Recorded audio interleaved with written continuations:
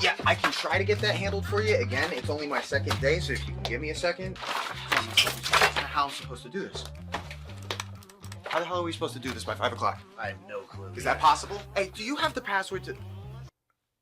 How'd you finish all your work already? He's not tapped in.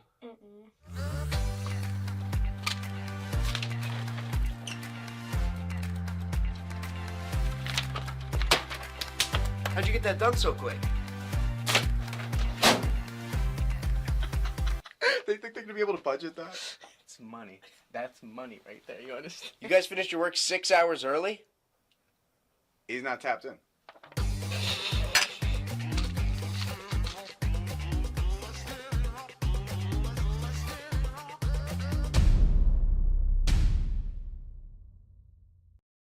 Two, one, boom. Hotep Jesus. Of all the Jesuses I know, he's the Hotepiest. Social scientist and YouTube host, Hotep Jesus. How the fuck do you get a name like Hotep Jesus? The one and only Hotep Jesus. Ryan Sharp, better known to the world as Hotep Jesus. Hotep Jesus. Hotep Jesus. Hotep Jesus. Hotep, you're a genius. HotepJesus.com. Somebody said, what do you think you are, some kind of Hotep Jesus? Ooh, And I that's was good. Just like, ooh, that's sexy. Yes, I do think I'm Hotep Jesus. Can you say something? I can't hear you. Oh, hell no. We live, it's the Grift Report. We got Crypto Wendy O on the line. Oh, you're gonna love my hair today. It is so dusty. Oh my God.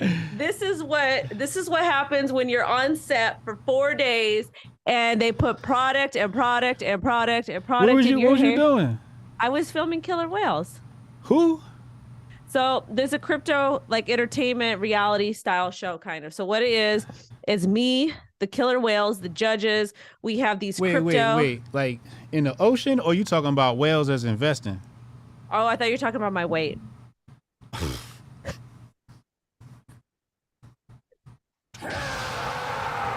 No, it's kind of like a Shark Tank style thing, but it's for crypto stuff. And we got the altcoin Daily Brothers, my good friends. We had Mario on. We had Ran, which it's gonna be some funny. I'm definitely the villain. And then we had the Mooch. So what are you, a shark? I'm a whale. You're a whale. Hell yeah. And you picking out the projects. Hell yeah. So how many days y'all shooting? We shot 4 days. I did 4 out of 5 episodes. And I might be the villain on this show. Really? Yeah. Oh, wow. Oh, wow. I mean, you from the ghetto anyway, so that's what I would expect. I'm not from the ghetto. Listen, I grew up in a suburb in Los Angeles County that happened to be in a very bad part of town. And I just happened to witness prostitutes with their out of the window selling themselves and people getting behind the place we stayed. Y'all gotta go by Crypto Wendy O's Twitter account. She be hitting the speed bag. How you doing with the speed bag? It's good. It's right there. Yeah? Hit it. Yeah. Oh, we can't see you do it. No, because they're gonna want to look at my butt, and I don't have the cake. The cakes are flat right now because I literally just walk in the door and I get the message from you. I said, "What the hell is this?" Taylor said you was confirmed for today. No. I says yeah. He says it's a hold. Oh, hold the date. Yeah, but so he never confirmed is what you're saying. Right. Yeah. Oh, okay. I don't know white speak. Okay, I'm just a black guy here. My handlers are fucking handling. Oh yeah, that thing. What? Actually, I need to know what happened yesterday because I saw people getting mad about it, and I'm like, Mad about what? The affirmative action thing. Oh, yeah. We're gonna talk about that today. How long are we streaming until? How much time you got? I mean, the Grift Report is gonna be at least from 2 to 4. Well, how much time you got? We work at your schedule because I could continue the show after you leave. Okay, how about I'll stay till 11:30 for 30 minutes. It's 30 minutes. Oh, 30 minutes? Yeah. All right, let's get busy. All right. Okay, let's go. Let's see what we got in the Grift bag for Wendy O. Wendy O, I want you to go to your DMs. Okay. I'm gonna send you something. Okay. Hold on. Let's go right here. We're going to keep it funky with Wendy today. Let's do it. Let's see what Wendy O thinks about this. I want you to pull this up on your screen. Okay. Hold on. Boom. Boom. All right. You see that? Okay. Oh. All right. I got this. Let's pull this up. So let me pull it up for everybody. Oh, you disabled my participant sharing. You share it. No, I'm going to share it. Okay. I'm going to pull it up. It's going to be on the screen in just a second. Says, a lot of these niggas watch they miserable ass mama. Damn. Struggle with no help from they daddy till they was old enough to put money in their mama pocket. That's why they be so against spending money on bitches. The reply from Rubber Band Grant said, rent due on the 1st. Expect a lot of tweets about what a real man is supposed to do for a woman. That's a lot to unpack, man. Come on. We got 30 minutes. How much time you need? All right. So first and foremost, I could resonate with what. Okay, so my dad passed away when I was. Well, my parents split up when I was 7. He passed away when I was 11. So my mom was just on her own the entire time. She was a legitimate single mom. That I believe women become single moms after the father passes away or has no contact with the kids. Okay. If you still in the life and you still have contact with the kids, you're not a single mom. If the man is around, but if he's not a great dad and he's there, but he's out and he's in and he's not paying what he's supposed to pay and doing whatever, then he's a scrub. So there's different categories of this. Okay. Okay. First off, if I was a young man and I watched my mother struggle, I would want to make sure that the woman that I'm with, that I decide to be with, because let's face it, men get to pick who they want to be with. Men are in control. Men are in control. Whoa, hold on now. We got to stop right there. Men are in control? Men are supposed to be in control. Men are leaders. Oh, okay. Men are providers. Okay. Women are receivers. We're supposed to follow their lead. Okay. Women are supposed to follow the man's lead and help them do better. And in return, men are supposed to provide and help women manage the household successfully. Yes. So if as a man that watched my mother struggle, I would say, you know what? I don't want to live like this. I don't want to see the mother of my child struggle. I don't want to inflict the same harm that my father caused upon my mother. If I was a man, I would be respecting my mother, even if she was good to me or not. There's some form of respect. You know, obviously there's our extenuating circumstances, but at the same time, I don't understand why men like to persecute the parent that stayed. Interesting. The person that bear the responsibility, even though they may not have done as well as the child may have expected. That's interesting. That's interesting. I can get in bed with that. So I don't know. I feel like and also too, a lot of these single moms, they will spend it's single mothers or self-proclaimed single mothers with with boys. There's a weird incestuous relationship that can transpire with that in some aspects. If the mother is not very confident, she gets real close to her male child, and it could get weird. It could get real weird. With girls, on the other hand, there's either resentment that comes. If it's a mom and her daughters, there's either resentment that comes with that, or it's man-hating that comes with that, or if you're a queen like my mother, you just did the best that you could and tried to let things play out. My mom never badmouthed my dad. She didn't badmouth men, and she just did her own thing. Shout out to Mom Dukes. You mentioned daughter resentment. So it seems to be a little bit different. Thank you. Can I get a fork? It seems to be a little bit different. You said single mother with boys. What's the issue with boys? You said with daughters is resentment, and with boys it's what? They have this weird incestuous relationship in some cases where incest. the mom, not like I know what you mean, but to me it's like weird. To me it's like that's your son, that's your child, that's not your man, that's not your like some of these women, I've been seeing the way they dress in front of their young men. Like, okay, I'm a stepmom, and this is why I could speak on this. I'm a stepmom, and when I entered those boys' lives, I made sure that they were 8 and 13, I believe. I made sure that I was not dressed inappropriately. I didn't have my upper areas hanging out. I didn't have my behind hanging out. When we would go to the pool together as a family, I would make sure I wasn't, I wear thong bikinis. I don't wear that in front of them. Wait, I wear thong bikinis. I didn't wear that stuff on a good booty day or on a bad booty day. All the time. It doesn't matter. Okay. No, because I look. Wait, like at the beach, or are we talking about? Hell yeah. Oh wow. Okay. All right. I look good How naked. long have you been doing that? Oh, I wore thong bikinis in my entire pregnancy with my daughter. I loved it. I felt so beautiful and sexy. And you know what? The internet will never see a bikini photo of me, but with all the crazy stuff that's going on right now, they will probably see my bikini pregnancy photo. Because that's what a real woman is. Anyways, though. But that's in Cali, right?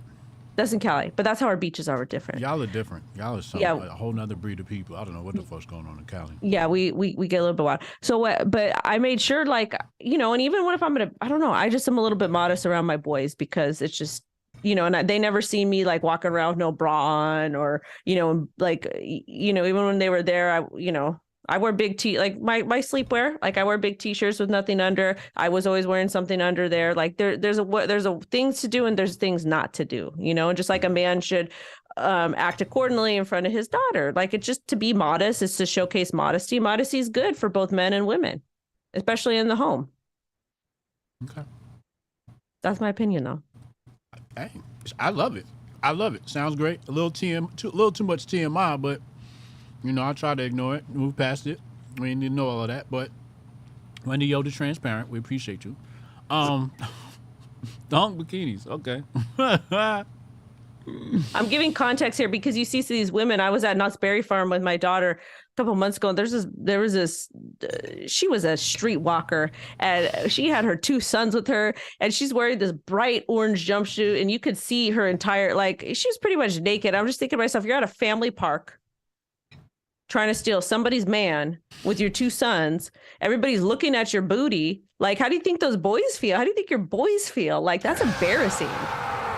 Could you Hotep, could you imagine going somewhere with your mother and men are looking at her, young boys are looking at her? Wouldn't that make you feel uncomfortable? I mean, this is the era where, your mom is thirst trapping on Instagram and, you go to high school. That's what this is. Well, I could proudly say, I don't know what that's like. Well, I could proudly say that for my daughter, mommy did not earn her fame and fortune or anything else, her following, by clapping them cheeks publicly. Now, how's your mama's cheeks? She got fat cheek, booty cheek. You seen my mama's cheeks? Oh, yeah, that's right. But don't. Mama came to Hotep Con. Y'all coming to Hotep Con? Mama brought that booty to Hotep Con. I don't know, man. It was so much fun last year. But my mom told me a story. She told me a story. She says, I was in Miami when I was like on spring break. I was in college. I don't think she went to college. I don't know what she's saying. She was there like a long time ago. She's like, we went to all the dance clubs. I met a Cuban man. Of course, he was a musician. He was writing me love letters, but I got bored, so I stopped writing him back. Anyways, let's get back to this messiness over here because savage. Mama's savage. My mom is savage. That's where I learned it from. That's why I love the music, man. And I'm mean. Well, it's not that I'm mean. I just, I'm just assertive. A little rough around the edges. A little spicy. You're a spicy chick. I'm a spicy off-white chick. That's how we do it. Yeah, you're very spicy. But back to this tweet here. I mean, men are supposed to be paying the bills anyways. Like if you're in a committed relationship with the man and you're living together, that he's supposed to pay the bills. You're supposed to keep the household maintained. It is supposed to be a happy medium. And if that's not how it is, then if you guys are splitting 50-50 or whatever, however that situation is, both need to be providing equally to the table. But women are essentially the table. So women are the table. Mm-hmm. Explain that to me. Women are the table. What is that? What is the table? What's the purpose of this table? You can eat from us. You can build from us. You can sit down and relax from us. We provide everything you need. We're sturdy.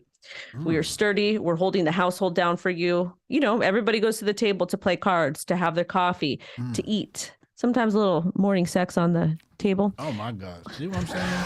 But I'm just saying all those things. Like women are the table. They serve food to the table. They do all of that. So women are the table. So if a man ever asks me what I bring to the table, bitch, I am the table. And first off, if you're asking me what I bring to the table as a man, that means that you're a beta male and you're a receiver. I'm the woman. I'm the receiver. Our bodies, women's bodies are set to receive. And what we receive, we give back into the world. That's how babies are made. It's simple biology. Wendy, how many genders are there? There's 2. Dr. Crypto Wendy, yo. Hey, yo. Shout out to my YouTubers. We banned on YouTube. We got banned. We might get banned again. Fuck it. Who cares? We on Rumble. Hey, Wendy, I was on Rumble last night. Mm-hmm. I think we made like $1,500. Wow. For monetization? Yeah. Wow. And one That's night, good. Motherfucking, they had a Rumble raid. And the CEO was running around giving out money. He came to our show and raided the chat. Wow. Yeah, that shit was sick. I will say Rumble, what I love about Rumble is that I wanted to create a channel there because I ought to have my content automatically uploaded over on Rumble, and somebody had squatted on my name. Ooh. Well, I provided some documentation to them indicating that I own that. They gave me the channel in less than 24 hours. YouTube would never. That's big facts. That's customer service. And that's what we're lacking in this society. I love that. So shout out to Rumble. I'm Rumble's my primary now. YouTube's my secondary. Because Rumble, they show love. You get on the front page. The emails go out. The notifications go out. And I'm shadow banned on YouTube. I'm fucking shadow banned on YouTube. You know what I'm saying? That is racist. Facts. You know what? I'm telling you, Hotep, you need to lead a campaign, a grifting campaign during that special time of the year, all of those holidays. Okay. And they need to allow the people to have their liberty, to have their freedom, and any restrictions. Because the type of people that they're shadow banning are people like you that like to print facts. I'm just sharing information, man. That's all I'm doing. I'm just sharing information. I'm not even telling people their facts. I'm just sharing information, You can do what you want with it. It just seems like every time I share information, it's a problem. I wonder why. Exactly. I have a banana too, but I'm not ready to eat it yet. Oh, this is a plantain. Isn't that the same? No. Oh, okay. No, those two things are not equivalent. How dare you diss plantain? This is fried plantain with olive oil. That's what it feels like to be an Italian American. Here we go, oppression Olympics. I'm more oppressed than you, Wendy. Yo, I'm black. You know what? I'm a woman. I'm a woman. I'm going to tell you something about women. The only time you men have protected women was during the Bud Light fiasco. Y'all didn't care when they were coming for Tampax. You didn't care when they were coming for your daughters. You didn't care when they were coming for for our braziers, for whatever else. You care when they came for your Bud Light, all right? This is misogyny. It is misogyny against women from all different backgrounds. Free the tatas. No, that's unfair. That's a low blow. No, that's not that is what it is. That was the biggest grift ever because what it showed was what the Bud Light campaign showed just how oppressed women still are in 2023 because they came for Bud Light. They didn't care about the Tampax. They didn't care about Nike Girl or Nike Women. They didn't care about all the other women, the women's sports. Y'all don't care about that. Y'all care about that piss beer, Bud Light. Bud Light broke the camel's back. Y'all, that's what it did. But, y'all oppressed? Women are oppressed in 2023. We have the straight men coming for us. We have we don't know what men coming from us. We got the men from all different sides coming for us. We got each other. You guys are pitting each other. Men pit women against each other. That's what that is too. Men pit women against each other? Hell yeah. What? When a man cheats, The woman gets mad at the other woman, not the man. It is the man's responsibility. No, that's not true. Oh, hell yes, it is. It depends.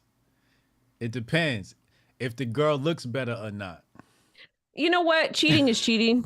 It is what it is, and that's fine. Some people, it is what it is. Let's ask you. Your man cheats on you with a ugly bitch, a fat ugly bitch, or he cheats on you with a hot chick. Which one's gonna make you more upset? Which one are you gonna forgive? So I'm gonna knock him out either way, unless he has a pass. But I'm gonna give him a high five for the hot chick.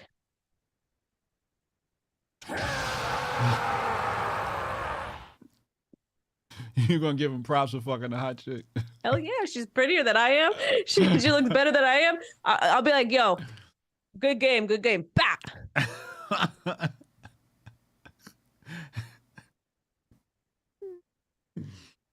California people are different. We're a different breed over here. I mean, this is the thing. You got to give your man a pass. You got to give your man a pass. And it depends what he does for work. Oh, okay. Keep going. Tell me more.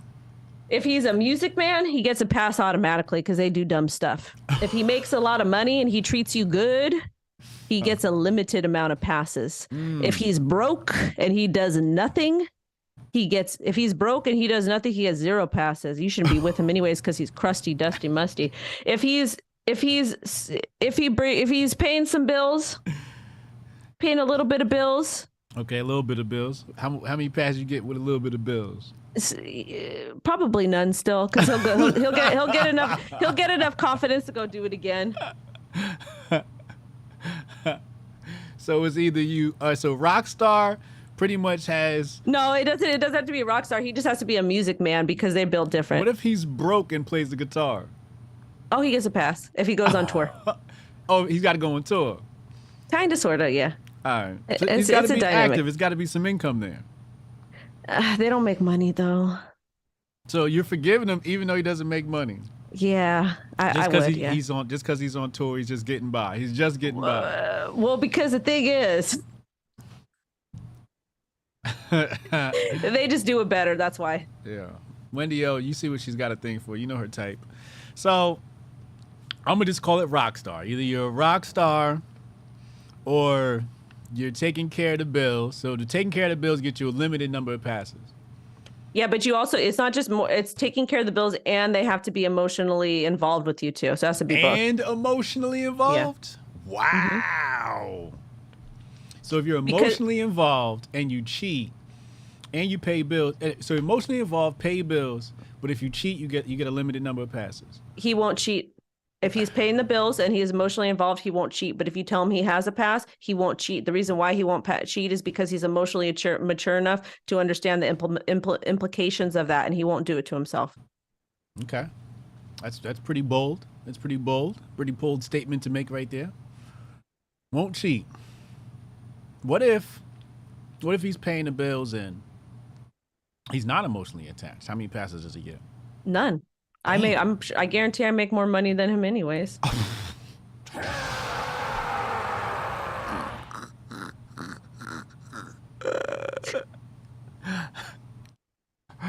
Oh my God, savage.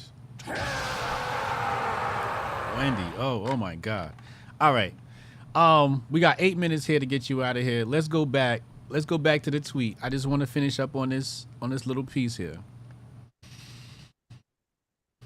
So she's obviously complaining about money. Would you? I'm gonna read it again just to refresh your mind. But tell me if you would interpret this as maybe she asked somebody for some money, or she didn't ask for some money. Either way, no man is contributing to her like she deems it to be. So she says here, a lot of these niggas watching these miserable ass mama struggle with no help from their daddy till they was old enough to put money in their mama pocket. That's why they be so against spending money on bitches. So it sounds like she has expectation a man is supposed to pay for all of these things. That's her first problem. The moment you expect a man to do something or you tell him he needs to pay X, Y, and Z, I wouldn't move like that. I wouldn't move like that. Wait. But you told me that's what these cheat passes are based upon. That's different. That's a different scenario. Okay. We're not talking about cheating here. We're talking about now. We're keeping cheating out of the equation because this has nothing to do with cheating. This has to do with her expectations that a man is supposed to pay X, Y, and Z, and it's her assuming that it's because the man grew up in a single family household. She should have vetted better. Oh, you should know what you're dealing with. If you were with a man who came from a single family household with a single mom, they move differently. And you need to understand the direction that they're moving. Are they respectful towards women or are they resentful towards women? So you're saying her high value man radar is needs some calibrating. Yeah, I mean, you should find that out, because if a man came from a single household, he resents his mom, he's not going to take good care of you. If a man came from a single family household and he respects his mother, he's going to be good to you. This is true. What are some telltale signs to help these bitches vet better so they don't run into these issues? I don't really like to date because I don't have patience for it. So I think that I personally think communication is important. Like communication. I think a lot of women I think there's a lot of women, especially the younger generation, they're looking to men like they are like it's a job. Like that's their job, is hustling men for money. I don't like that. I think that that's not good for both men and women.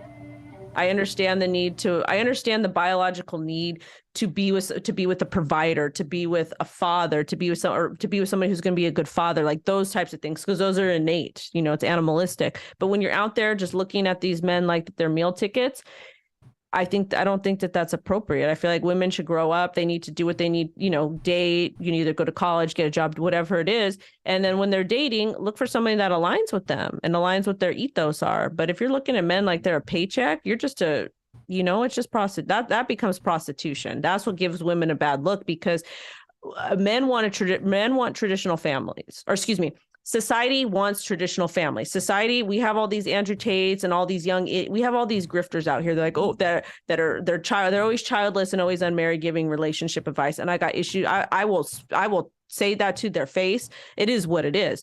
But we have these people giving relationship advice and they have no idea what they're talking about. Like if you haven't been in a long-term relationship more than 5 years, you're not qualified to talk. You have zero life experience. You are grifting off of the internet. Congratulations. And the people that are paying you, that are subscribing to your BS, you're a bigger idiot than they are, because you completely got worked. Society is mad that we don't have traditional relationships anymore. We don't have traditional relationship anymore because women didn't have a bunch of rights until like the 70s. Once they started getting rights, they were able to get out of toxic relationships, out of toxic marriages. If you're in a toxic relationship where you're getting physically harmed, any type of abuse, no emotional support from your partner, and you can't get a bank account, you can't leave. In the 70s, that changed. I think for just white women at that time, I'm not 100% sure. So that's why we started to see the shift from divorce rates started to go up. Well, women got tired and they left because they weren't being treated. So let me ask you a question. You mentioned a line. What areas of a woman's life does she need to look for alignment with? We know money to be one. Are there any other areas? I know you mentioned emotional. We could even maybe dive into that a little bit more, what that means. But what are you looking to align? What areas of your life are you looking for alignment with a man?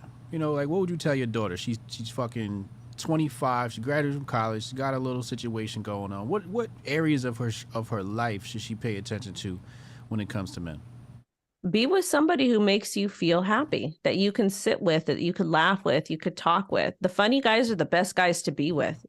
And they might not be the best looking, and that's okay. The reason why is they're going to give you the time. They're going to work a little bit extra harder to make you happy, to have that emotional connection with you. And to me, that's a beautiful thing. When a man takes time out of his day to sit back with the one he loves and to give time to talk, to laugh, to talk about the day, because he's going to do that same thing with the kids that you guys decide to have. If you don't vibe with that person and it's just purely based on sex and it's purely based on money, it's purely based on attraction, because let's face it, looks fade. They fade. Not everybody looks good. And doesn't matter how much plastic you inject into your body. Yes. But it fades. It goes away. Okay, happiness. I love that one. That one was fire. I love the way you explained it and everything. Being able to just sit with somebody and occupy time with them. Yeah, that's beautiful. What else? What else? You don't want to spend your time with somebody who's nagging you, making you unhappy. Like, who wants to do that? Yeah, that's true. That's true. So I just think that there's a lot of unrealistic expectations in society. There's porn addiction. The Andrew Tate, dick riders, they have, I'm being serious. When you listen to these fake alpha men that are exploiting women, you get this unrealistic expectation of what traditional relationships are supposed to be. Traditional relationships are all unique, but at the end of the day, they have a lot of the same characteristics. Those characteristics are that both parties respect each other. One is either providing, the other's taking care of the household, and there's different things that come into play that complement each other perfectly in the relationship. But a woman is not supposed to sit at home and not do anything all day. Women actually lead men a little bit more than men like to think. If you go to women, we carry natural intuition. And if a man comes to it, like let's say you have a hard day at work and you go talk to your person and you explain things to her, she's going to give you a different perspective than your homeboys are going to give to you. And that help you make.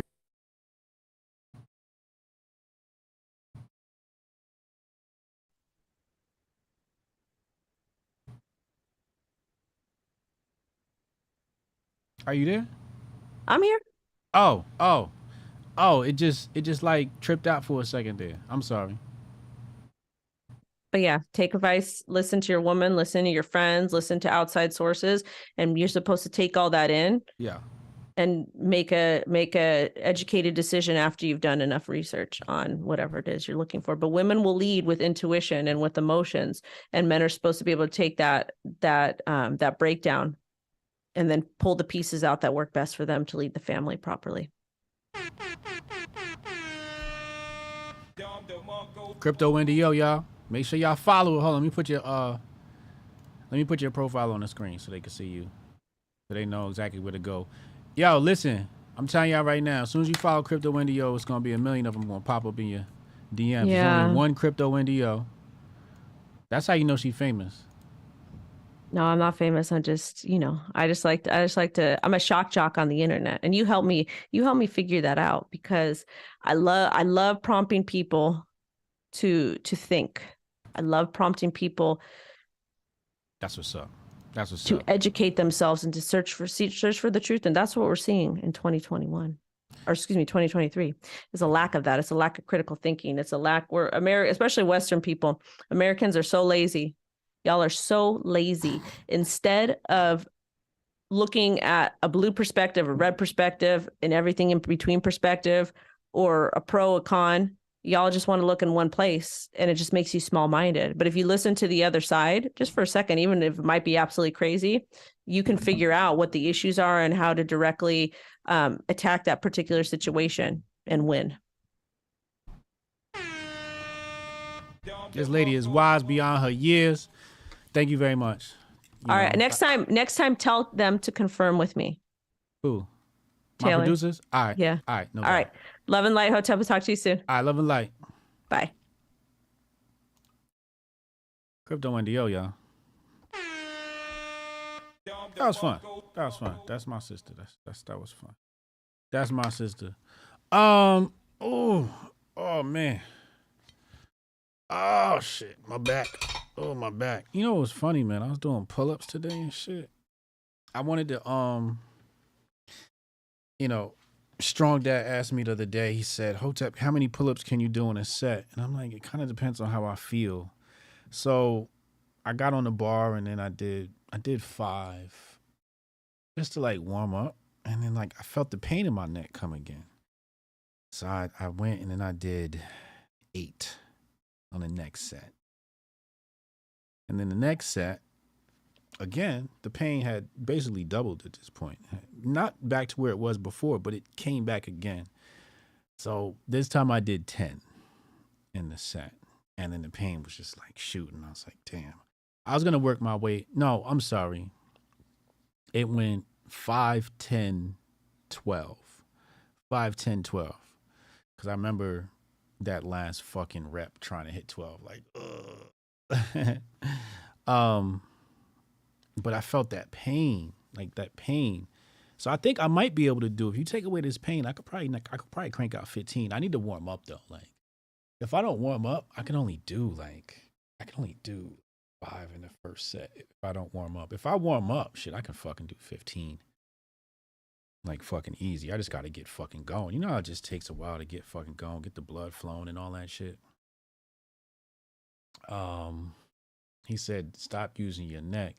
No, it's not. It's not that I'm using my neck in the pull-ups. You ain't even seen me do pull-ups. It's because the pain that's coming from my neck is shooting down my shoulder. It's all like connected. So whenever I lift my hands, I feel it. Like as soon as I lift my hands, I feel that.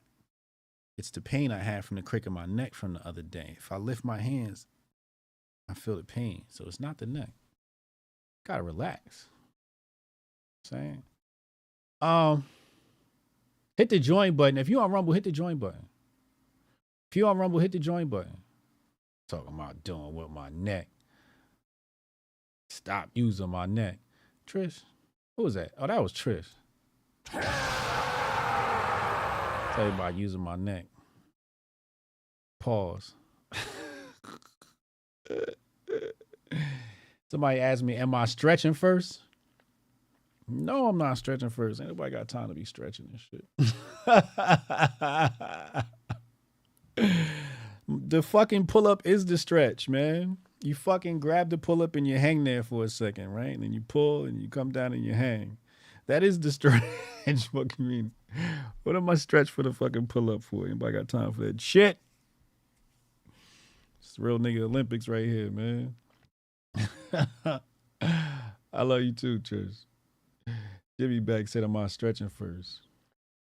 Fuck, I'm gonna need to stretch for. He said, people don't stretch first. Nah, man, ain't got time for that. Natasha said it takes 3 minutes. Yo, if I don't grab the jump rope and jump rope, I'm not warming up, man. We just getting right to it. I'll just do the first set light. And the second set a little bit heavier than the third set, and then I'll do 5 sets. So only like the third set really counts. The first 2 sets are usually just warm-up sets. Anyway, let's go into the Grift bag. I don't even remember what I have in here. All right, fuck it. Let's go to Strong Dad June message of the day. Let's just get it kicked off. Let's get the show kicked off. Let's center our mind. I think this is the last day. Today is the last day of Strong Dad June. Let me get the muscle emoji in the chat for Strong Dad June, please. Hashtag Strong Dad June. Hold on. All right, here we go. What up, y'all? Happy Strong Dad June. Today is day number 30, and although the month is over, the work does not stop. Embracing your masculinity is a lifelong process. Becoming a strong man, living up to the station of a leader is a lifelong process. If you are a father, this is a lifelong process, a journey that you have embarked on that does not end until you pass away, until you are gone. And when you are gone, the imprint that you leave on this world, the imprint that you leave on those around you is a perpetual thing. It exists even when you don't exist. So as we close out this month, I want to remind you of a few things. Take that Humpty Dumpty, frumpy looking body to the gym and stay in the gym. Take them tears that you got for the internet to the gym and leave them on the squat rack. Take all that bull crap, all that whining and complaining that you do about the modern woman, about how the system is treating you, about how this and that is hurting you, and throw that shit in the trash and get to work, brother. Get to work.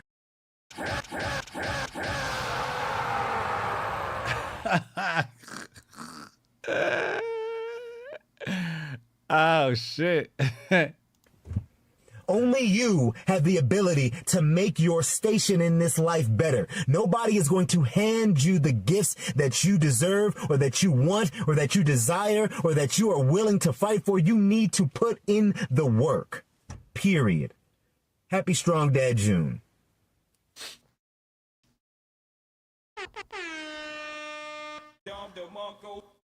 Put in the work. Put in the work. Yeah. Yeah. All right, so check it out. I'm gonna be in Disney World next week. When he said put in the work, I'm like, damn, let me get to work. What I got to do again? So yeah, I gotta do my family reunion next week. I'm gonna be out of town. We doing a Disney shit. Cannon's taking over the Grift Report while I'm gone. Shout out to Cannon Hotep. It's gonna be Rumble exclusive, 2 p.m. Eastern time. Same time, same schedule. So Cannon gonna rock in the 2 p.m. slot while I'm gone. I'll be back on the 13th.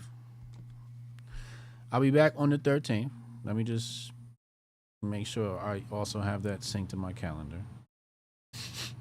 Yeah, the 13th, right? So I'll be back in time for Hotep Thursday. Yeah, maybe in time for the Grift Report. I gotta see. So I'll coordinate with Cannon on that. So you'll get programming from Cannon on the 10th through the 13th from Cannon. No, 7th through the 13th from Cannon, Monday through Friday for the Grift Report. So I'll be here next Monday through Thursday. No worries, I'll be here. And then Cannon takes over. And then I'll be back on the 17th. I might do a bunch of Saturday streams too. That's what really made me think about this, because I was like, aside from all these moves I gotta make, I got Fox. On Tuesday. I got Tim Pool on the 28th. Gutfeld on the 14th. This is all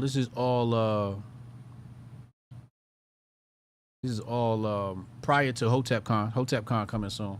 HotepNation.com/HotepCon. All right. I just want to keep y'all up to date on my calendar and what's happening. Let's get back to the Grift bag. I'm sorry. He just made me think, like, work. What up, y'all? Happy Strong Dad June today. He said work. I'm like, oh, yeah, because I forgot to remind y'all about that. All right, let's go back in the bag.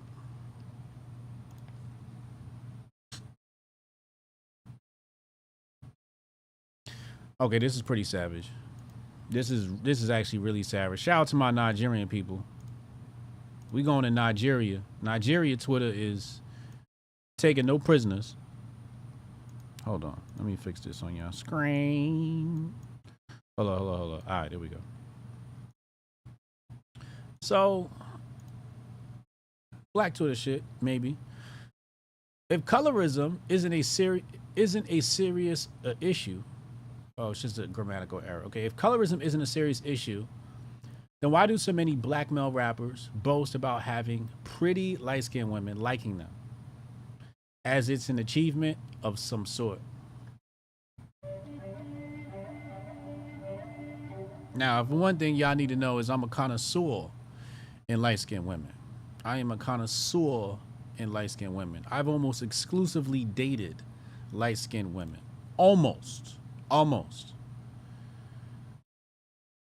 But that's not to say, I'm not attracted to brown-skinned women. Because I've dated a few brown-skinned women. Very attractive brown-skinned women. Absolutely beautiful. I never chose based upon skin color. It's just that all the light-skinned girls look good.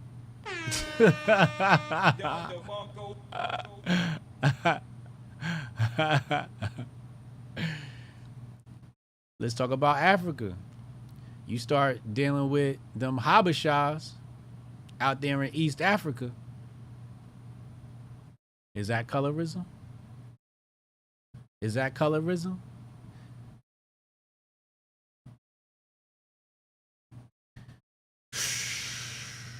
Shout out to my people that know about the Habashas. If you don't, you'll get read up on it. So he responds, he says, people not wanting to fuck you will never be a social justice issue, no matter how much y'all want it to be. Start talking about colorism for an actual serious issue.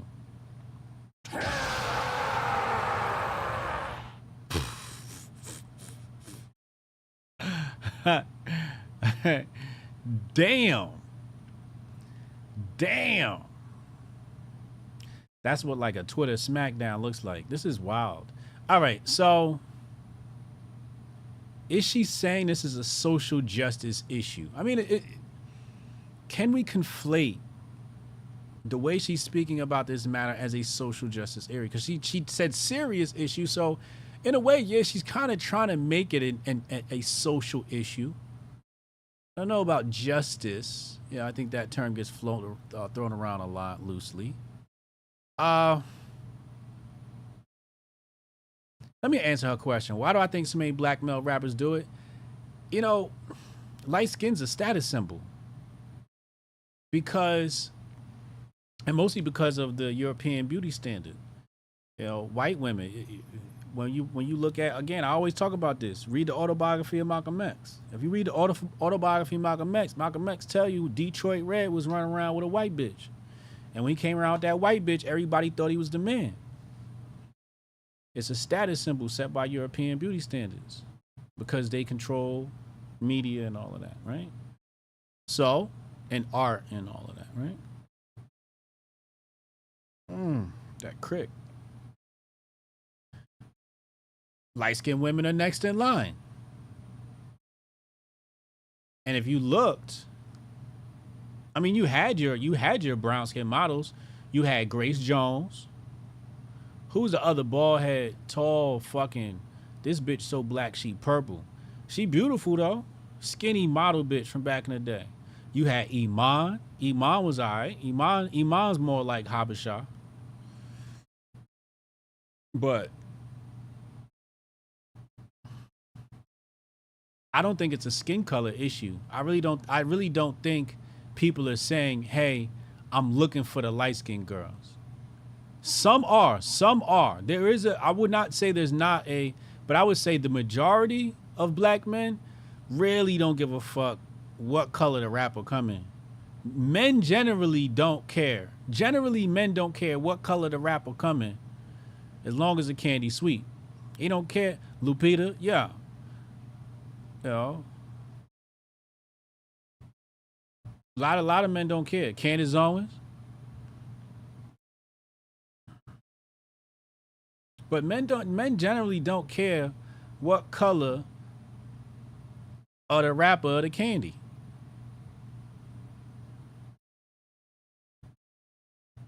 You know what I'm saying? Hotep Shamik Shabazz said Candace Owens is a baddie. Damn, that brother's starving. Black Hotep said he want a brown skin rapper. Now let's talk about that shit. Now that's some light skinned nigga shit right there. How come all the light skinned niggas want brown skinned chicks? And why do brown skinned chicks always want light skinned niggas? Brown skinned niggas want light skinned niggas. Light skinned niggas want brown skinned niggas. Light skinned niggas never want light skinned niggas. Y'all ever, it's very rare you'll see a light skinned motherfucker with another motherfucking light skinned motherfucker. That couple is just too motherfucking light. You always see mix and match. So if you brown, go get you a light skinned man. He'll take your ass. Hotep, you're a genius. HotepJesus.com. Strong Dad said he's not light skinned. Nigga, you light skinned. Yeah, I swear to you. It's all if you look at all the most pro-black motherfuckers in history, all them niggas is light skinned. Hotep, you're a genius. HotepJesus.com. Oh, this a real Hotep brother. Go pull him up. All the way down to Ivan Van Sertima. Bobby Hemmett, Dr. Kaba Kamene. All light-skinned brothers. Even if you go Hebrew Israelite, Captain Tazariak. The lightest motherfuckers is always the most pro-black. Why is that? You want us to explain these cultural phenomena? Motherfuckers like what they like. Go find somebody that likes you. It's the internet. You should never it should never be a shortage of motherfuckers that like you. You know what the problem is? They can't find a man because the men keep cutting their dicks off.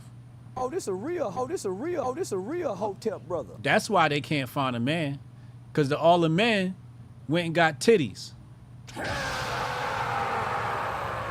Cause all the men started taking fucking hormone therapy.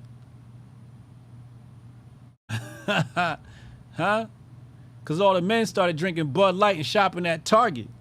Hotep, you're a genius. HotepJesus.com. Hotep Jesus? That's what happened. That's why they can't find a man.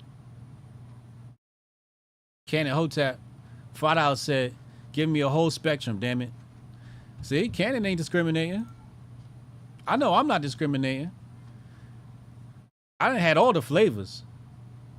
Puerto Rican, Spanish, Italian, black.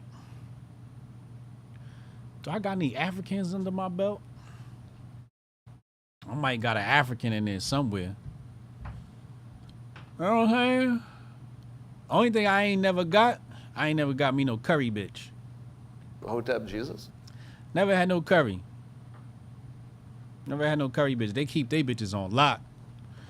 They keep they bitches on lock. You lucky you get you a curry bitch, man. You lucky if you get you one of them Patels. And they look great. I think Indian women look absolutely beautiful. Nobody ever complain about that. Nobody ever goes, how come Indian women don't date black men? Because they keep their women on lock. Italian women are something special. Yes, they are. I love Italian women. Italian women are amazing. They are absolutely amazing. To me, you know, if I was to date a white bitch, she got to be Italian. I could not date anything other than an Italian white girl. Maybe a redhead. Redheads are kind of crazy. You know what I'm saying? I got a redhead under my belt. Hotep, you're a genius. HotepJesus.com. She was amazing, by the way. It's the Grift Report. This a real Hotep brother. You know, but that was when I was younger, man. I was young, man. I was young, but I never had no curry. That's my only regret. I had me a little yum. Had me a little Asian bitch. She was amazing, too. My Asian bitch was dope. She had one of them fucking import cars. One of them import cars where it had all the fucking rims and shit and all over it and lights and shit. Yeah. She used to buy me McDonald's when I was hungry. She was dope. Only thing I ain't had was that curry, man. I ain't had no curry. So I don't know what this girl's problem is. Cause we not discriminating. Men are not discriminating. We're not discriminating. We're not saying, oh, she's dark, I'm not talking to her. Nah, we like, hey, what's up? How you doing? What's your name? What are you into? You know, where you going? You know, we talk. Brothers will talk to anybody. Ask any brother, man. I think you bitches is too scared to shoot your shot. That's what I think it is. Y'all be trying to y'all want motherfuckers to jump through hoops to come get you and shit. And it's just like, nigga might not even notice you because you is dark. You know, you dark, so you not really gonna stand out of the crowd like the pretty light-skinned bitch. Pretty light-skinned bitch, everybody want a pretty light-skinned bitch, but you in the cut, you know what I'm saying? Maybe you need to talk up more. Maybe you need to go sit next to somebody. Go sit next to you at a house party, whatever, go sit next to them. You know what I'm saying? Hey, what's your name? Introduce yourself. Pass them a business card. Fucking network, you know? But I think the only problem that she's really facing here is that the majority of this dating pool has run to the rainbow and chopped their dicks off. They're eunuchs. This is the eunuch era. This is the eunuch era of dating. Get you a eunuch. A reef leader. Haram life. Salute. He just sent me $10 worth of $10 on Cash App. Appreciate you, bro. That's love, yo. Appreciate you, man. Keeping the channel moving, yo. Keeping the channel alive. Let's keep the channel alive. It's hard. I gotta take a pay hit fucking with YouTube, man. Getting away from YouTube is gonna suck, but I'll take the hit just to build somewhere else because I know long term it'll work out. It'll work out. You gotta know. You just gotta know. Anyway, let's go back in the Grift bag. Let's go back in the Grift bag. That was some shit right there. I don't know what the fuck her problem is. Well, I did say. All right, let's go right here. I'm gonna tell you what her problem is. It's right here. See? See how all of this shit connects? All of this shit connects. Shout out to Wendy. Yo, she came on the platform earlier. If you missed that, make sure you catch the replay on Rumble. All right, let's go. I mean, because I need to be checked, you know? I mean, they got to use a fucking speculum. They've got to take a sample, that type of thing, check for tears, blah, blah, blah, right? I mean, makes sense. And so what they had said to me is like, well, we don't do that here. And I'm like, but you're a gynecologist office. Why wouldn't you? Well, we don't treat trans patients. So you're discriminating against me is what you're telling me. You know? My female doctor in Toronto would have taken you in a heartbeat. Damn. Yeah, it's fucking bullshit. I am pretty fucking pissed. You know, it's so hard to find a fucking, like, a gynecologist that can, like, even work with me, you know, and I don't understand it. So, I don't know. What the fuck?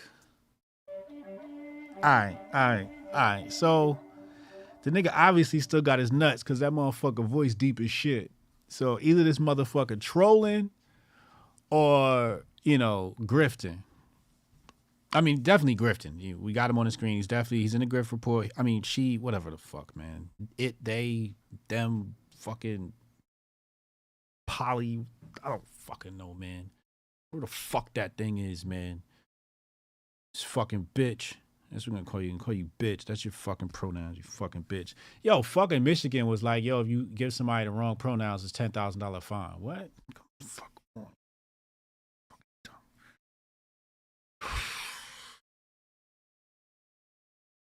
First of all, let's assume he did chop his nuts off. He got one of them fake pussies, right? If you got a fake pussy, you ain't got a real pussy. If you got a fake pussy, you ain't got a real pussy. Hotep, you're a genius. HotepJesus.com. Gynecologists only fuck with real pussy. If you got a fake pussy, you got to go to a fake pussy doctor. If you got a fake pussy, go to a fake pussy doctor. Go to a doctor that's used to looking at fake pussy. You going to a doctor that ain't never looked at no fake pussy and want to ask him to look inside your little fake pussy. That makes absolutely no fucking sense. That makes absolutely no sense. Or whatever the fuck else is going on with you. Whatever the fuck else operation you got going on. Your titties or whatever the fuck. Oh my God. What if the motherfucker going in and check on his titties? He like, yo, listen, I take women here, man. I don't take bitches with dicks. I don't take bitches with dicks. Chicks with dicks. I don't do that. And this motherfucker upset. You should go to somebody that's seen your motherfucking problem before and treats your shit.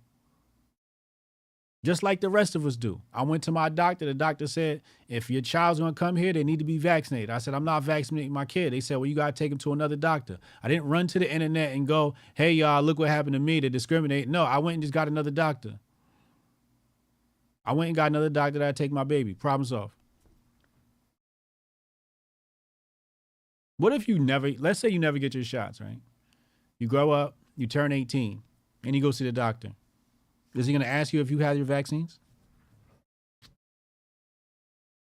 Now, they might ask you now for COVID and all that shit, some doctors, but usually don't, right? So what the fuck is going on here? Get this bitch off my screen. Shit's fucking disgusting. So that's why she can't find a man. And she complaining about, you know, who did what, why, when, where, how. And don't want her. Let's go right here. This bitch crazy too. Erica Marsh, welcome to the Grift Report. You made it. Grifter of the day. She says today's Supreme Court decision is a direct attack on black people.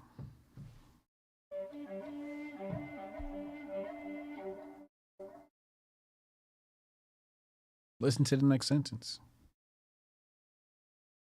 No black person will be able to succeed in a merit-based system.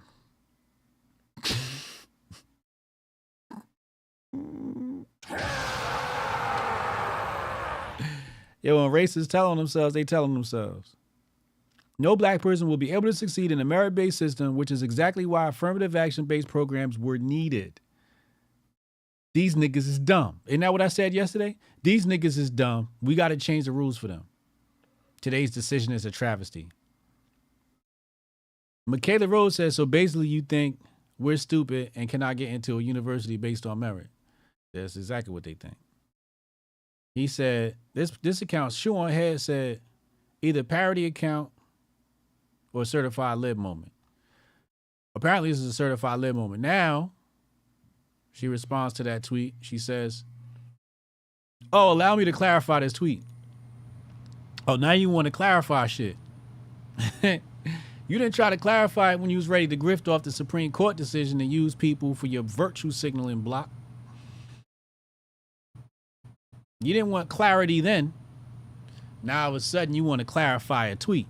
All right, let's hear you out. Allow me to clarify this tweet, which is being manipulated for propaganda and misinformation by Ultra MAGA.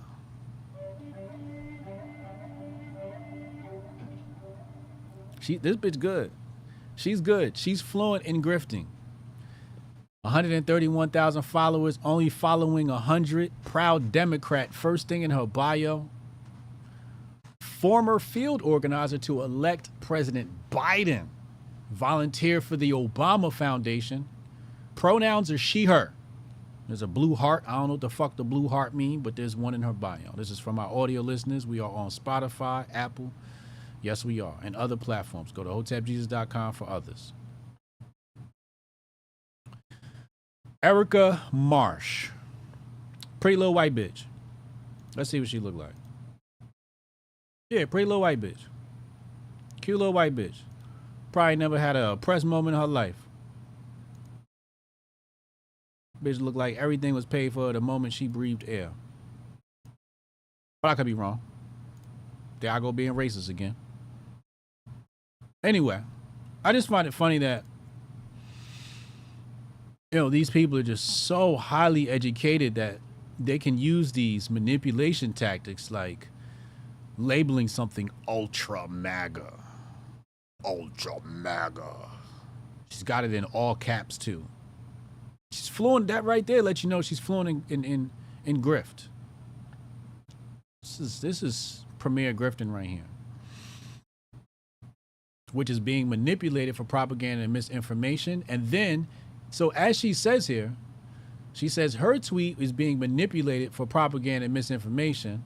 Then she uses the term ultra MAGA, which is propaganda and misinformation. What the fuck is ultra MAGA? I've heard the left use this term, but what is it?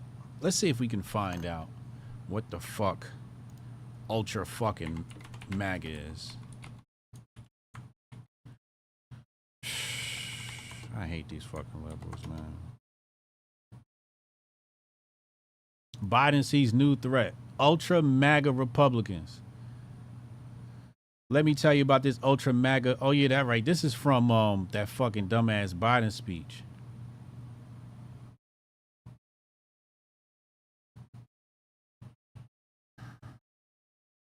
Grifty.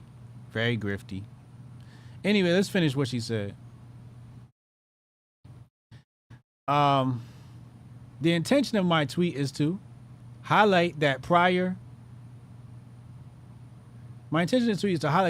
to affirmative action, there existed a supposedly merit-based system for black individuals to gain admission to colleges.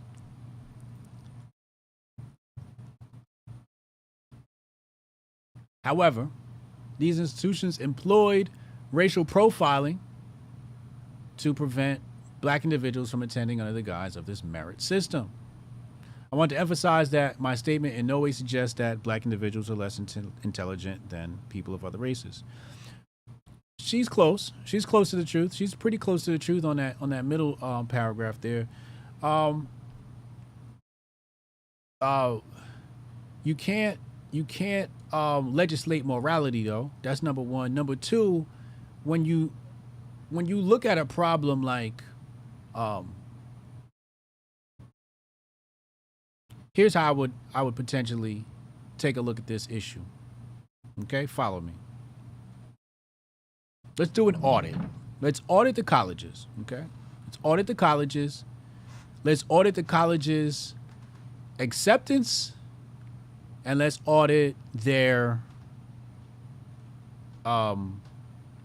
admissions and applications.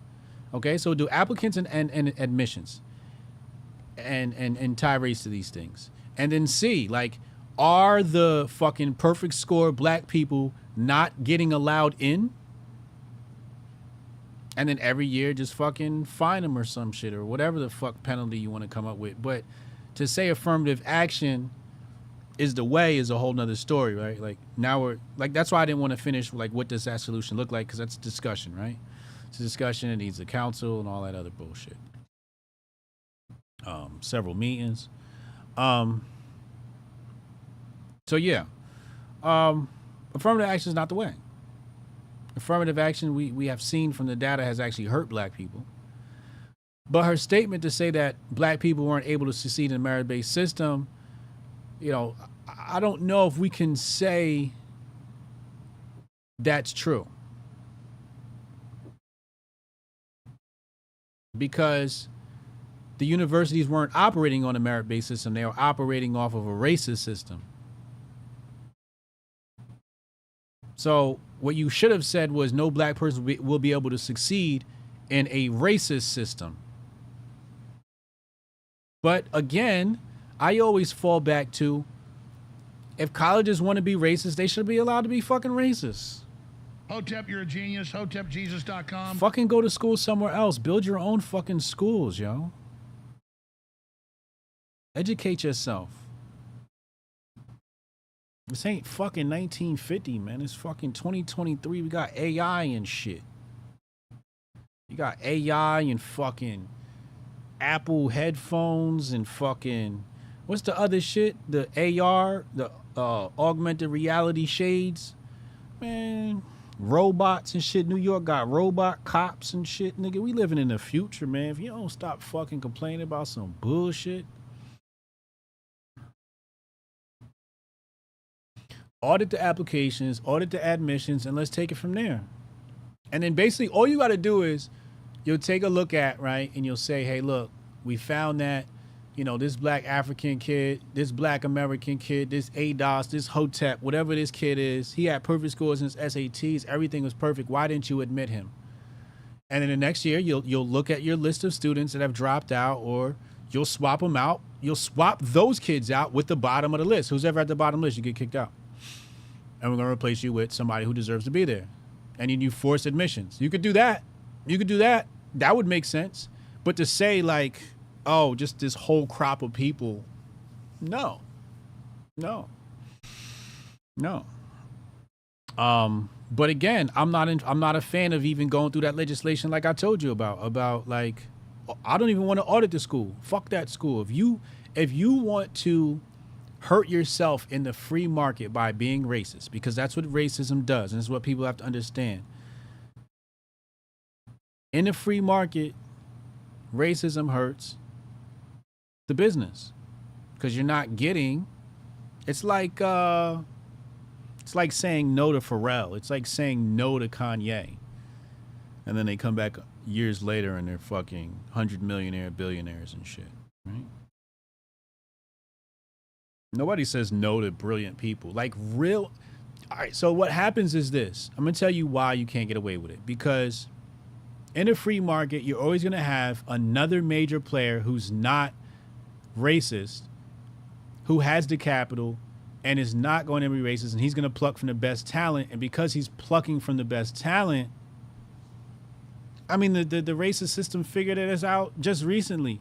When they started fucking putting black programming on everything. You think they put black programming on everything because they like black people? No. They put black programming on everything because they realized you could win faster. That's what the free market does. It brings the cream of the crop to the top. Hotep, you're a genius. HotepJesus.com. And they want to make this shit a fucking socialist nightmare. She want to put us in the gulags because of, you know, she'll probably put Clarence Thomas in the gulags. we'd have to take her computer away from her, her devices, everything. We got to put her in a gulag. Hold on, why is my Grift bag rewound all the way back? What do I wait? Hold on, let me I'm in the wrong tab. Hold on. All right, now we're good. It wasn't updated. Real quick, shout out to Joe Rogan, Ice Cube and Killer Mike. Ice Cube and Killer Mike shit just dropped on Joe Rogan. I gotta check those out. I tried to log in on my Spotify this morning, and I don't know what account I used to log in. That shit wouldn't let me in. That shit was weird. And I just logged in like 2 weeks ago. Anyway, Dr. McCullough and myself, shout out to Syscoin and all that. We all just went viral. What Rogan and Arif? You know what I'm saying? Look. Dr. McCullough, Peter Hotez is afraid of being exposed. If you guys didn't see this, this is no longer on YouTube. This is Rumble exclusive. So go over to Rumble. You'll find that right there. It's got 1,000 retweets on it. 1,000 retweets, 102,000 views. This is going baby viral right now. So if y'all see this tweet, I retweeted it, so you guys will see it on my timeline at Hotep Jesus. You know what I'm saying?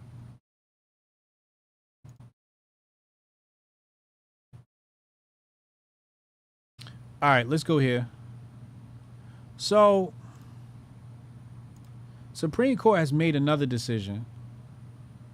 As if yesterday wasn't enough, we got back-to-back wins now, which in some ways is kind of scary, you know, especially when you think like Goldstein, because you know Goldstein asked, he'd be like, you know, this is the setup. It's the setup. We're gonna get all these wins in Supreme Court, then they're gonna hit us with some bullshit. So it's a little bit scary. Hold on, let's see. Let's put this on the screen. So this, and then we'll open up phone lines, 202-596-5631, 202-596-5631. Ooh, stretch me back out. This court case here, hold on. This is 303 Creative LLC versus Elena's, whoever the fuck that is. Anyway, what this person is purporting is that actually let's just read it. That's the best way to do this. Let's do this. Lori Smith wants to expand her graphic design business, 303 Creative LLC, to include services for couples seeking wedding websites. But Ms. Smith worries that Colorado will use the Colorado Anti-Discrimination Act to compel her, in violation of the First Amendment, to create websites celebrating marriages she does not endorse. To clarify her rights, Ms. Smith filed a lawsuit seeking an injunction to prevent the state from forcing her to create websites celebrating marriages that defy her belief that marriage be reserved to unions between one man and one woman. Real quick, shout out to Lori Smith.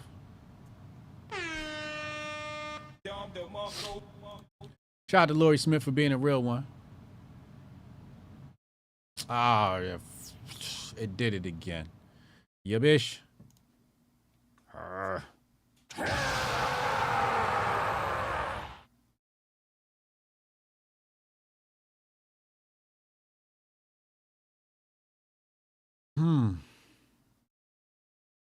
Hold on, let's go back. So basically what she's saying is, you know, I'm not trying to do no wedding websites for no butt munchers. You know what I'm saying? I'm not with the Bud Light shit. Ain't gonna be no chicks with dicks. We not doing that. I'm not doing that website. I'm not doing it. I'm not gonna be sitting up here creating art for no motherfucking website. No gay websites. No gay websites. So I think as we look at this case here. You guys can look into it, but I think I looked in here or some shit like that. So the First Amendment prohibits Colorado. All right, so they held. So the first case I believe they held, and he said the First Amendment prohibits Colorado from forcing a website designer to create expressive design speaking messages with which the designer disagrees. Right? Because this isn't just like denying somebody's service. This is like creative, and this is where it gets a little weird because you're asking me to design something for you. So I have to be put sort of in a design mode to produce the content that you would like. And I don't do that. I do man-women shit. I don't do that. That's not the shit I do. If you want to do a website with fucking chicks with dicks, go to somebody that does chicks with dicks websites and fucking sure they're out there.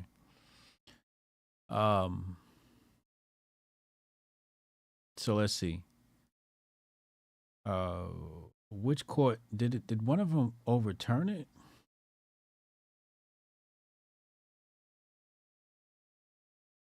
Okay, so as the 10th Circuit saw it, Colorado has a compelling interest in ensuring equal access to publicly available goods and service.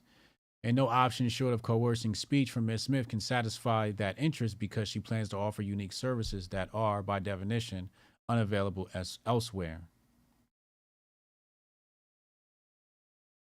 In some sense, of course, her voice is unique, so is everyone's. But that hardly means a state may co-opt an individual's voice for its own purposes. True. That's heavy. Okay, so what else is in here? Colorado now seems to acknowledge that the First Amendment does prohibit it from coercing Ms. Smith to create websites expressing any message with which she disagrees. All right. So that one maintained. So then it goes. So now this goes to Supreme Court.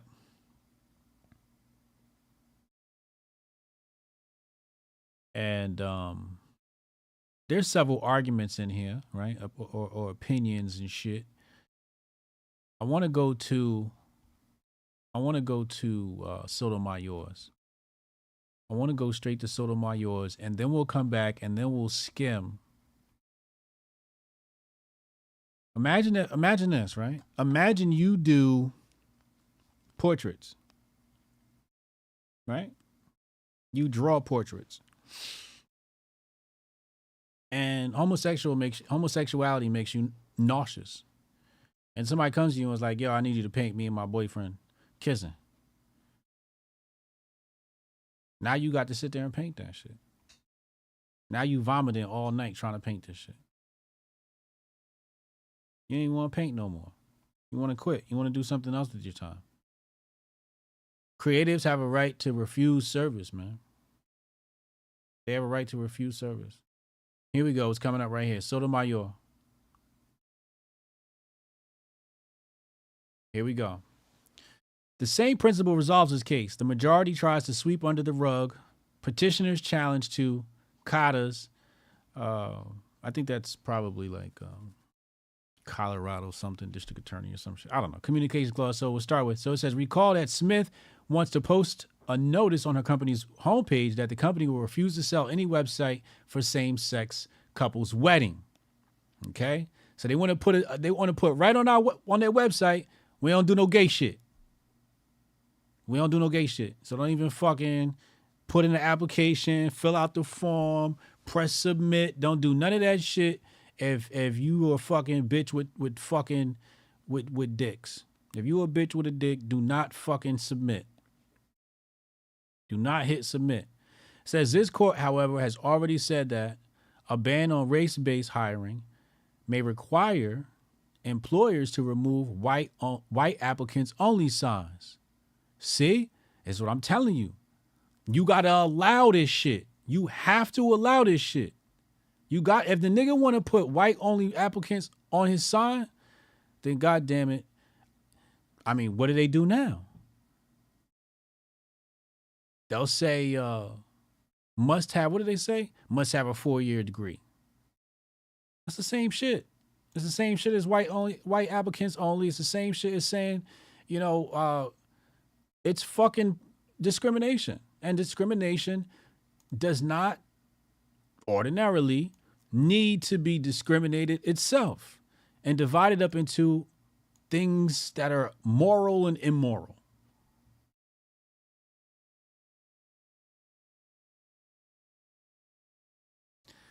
This court, however, has already said that a ban on race-based hiring. All right, so let's continue. So petitioners concede that they are not entitled to an exemption from the communication clause unless they are also entitled to exemption from the accommodation clause. All right, so let's go to, what's the next one? Oh no, I saw that. I saw this one. Yeah, I saw that paragraph, not that one. Here we go. Is this it?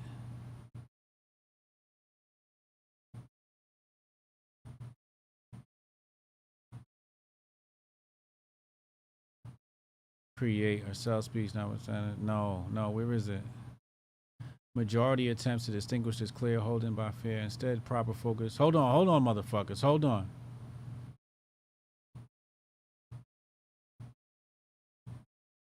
Hold on. I'm trying to get to the hot shit. Oh, found it. Here we go. This is one piece. It says here, the majority protests that Smith will gladly sell her goods and services to anyone, including same-sex couples.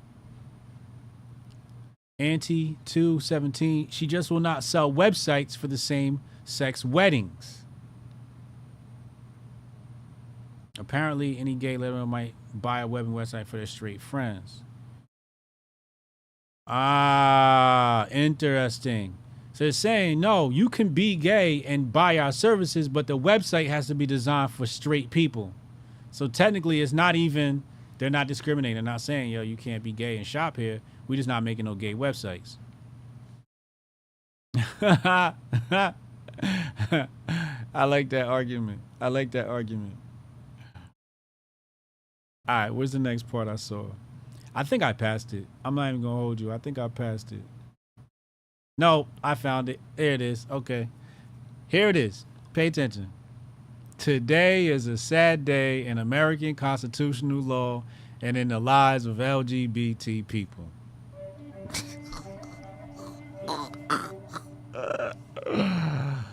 The Supreme Court of the United States declares that a particular kind of business, though open to the public, has a constitutional right to refuse to serve members of a protected class.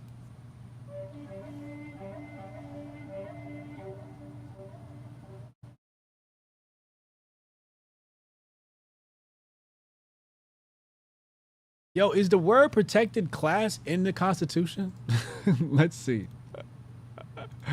Let's check. Copy. Let's go Google. Let's go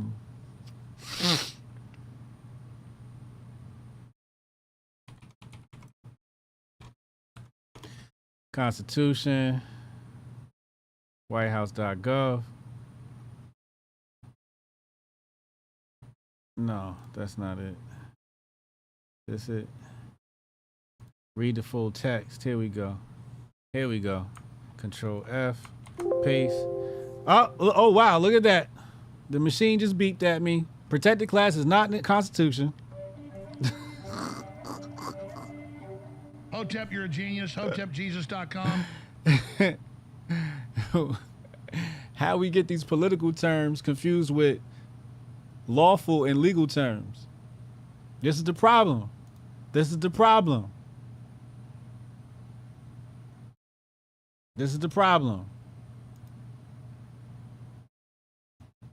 What the fuck? Hold on a second. Let me ban this motherfucker, man. You can't be coming in here spamming.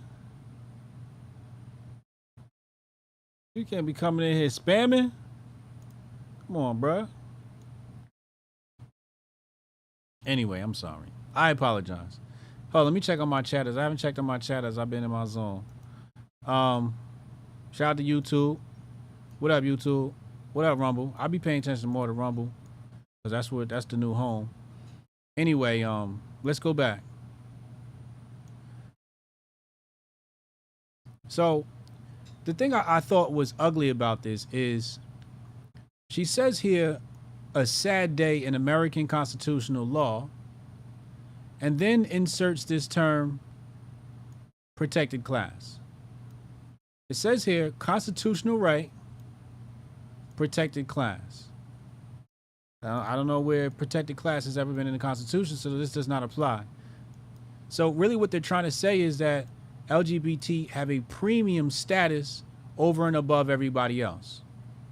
They have a premium status over and above everybody else. The court does so for the first time in its history. By issuing this new license to discriminate in a case brought by a company that seeks to deny same-sex couples the full and equal enjoyment of its services, the immediate symbolic effect of the decision is to mark gays and lesbians for second-class status. Oh my fucking God.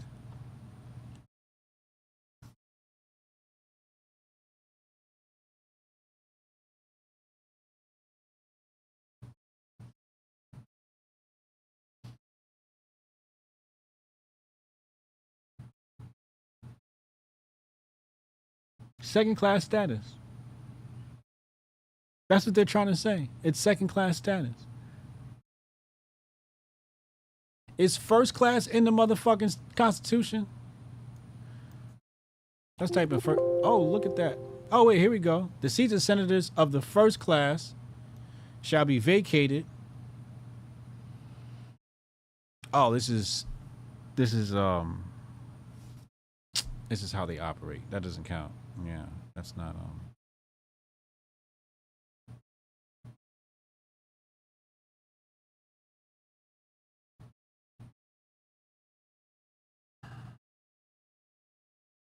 So first class ain't in here. Let me see how many times the word class is in here. Class is in here 6 times. Let's go to class. And they're all about how the Senate operates when it's in session. So, you know, this concept of can y'all see this on your screen? Oh, you can see that. Okay, let me go back. So this idea of second class, these are just not legal terms. These none of these terms have anything to do with, and it's not second class. It's not second class. It's a parallel class. If anything, man, like, again, they already had their protected class status. Now they're trying to say that they're second class. Anyway, I don't.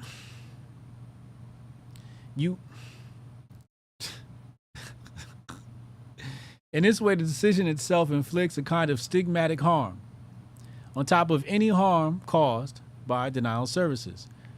What? You're going to be harmed because somebody won't do your gay-ass website? Fuck your gay-ass website. Fuck your gay-ass website, man. The opinion of the court, quite literally, a notice that reads, some services may be denied to same-sex couples. They can. And it's not even, and the thing is, they try to make it seem like the court is saying specifically on the concept of same-sex couples, when really the court is saying that because this person is a designer, they have full discretion based upon their own beliefs. You can't make them do something that is outside of how they perceive this world to be in its best, or however they create or however they design. So you ask them to do something that is not a part of who they are. And that's unfair. Now, if you was like, hey, yo, come lay down some carpet. I don't do gay people's carpet. That, all right, maybe, you know, you might have a case there. Again, I still say if that motherfucker be racist, he'll just lose that business, and you'll have somebody else that'll come through and they'll do the fucking, the gay people's fucking carpet. More business. Capitalism does not reward racism. Capitalism does not reward racism. Capitalism does not reward racism. Communism does. Communism aggregates all power to the top of the state structure, uses it to manipulate people, and create mandates and regulations for the sole purpose of owning you and your body.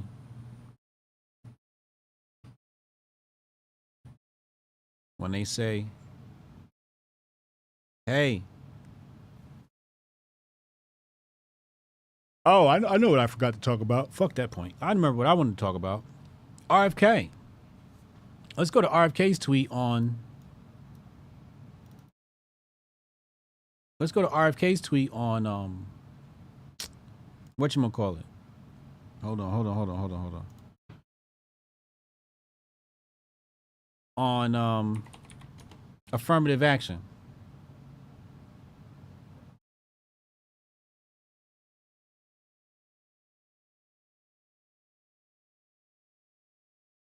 Where is it?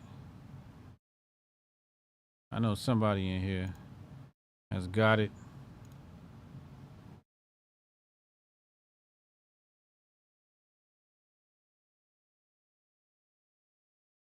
Where's RFK's account, yo?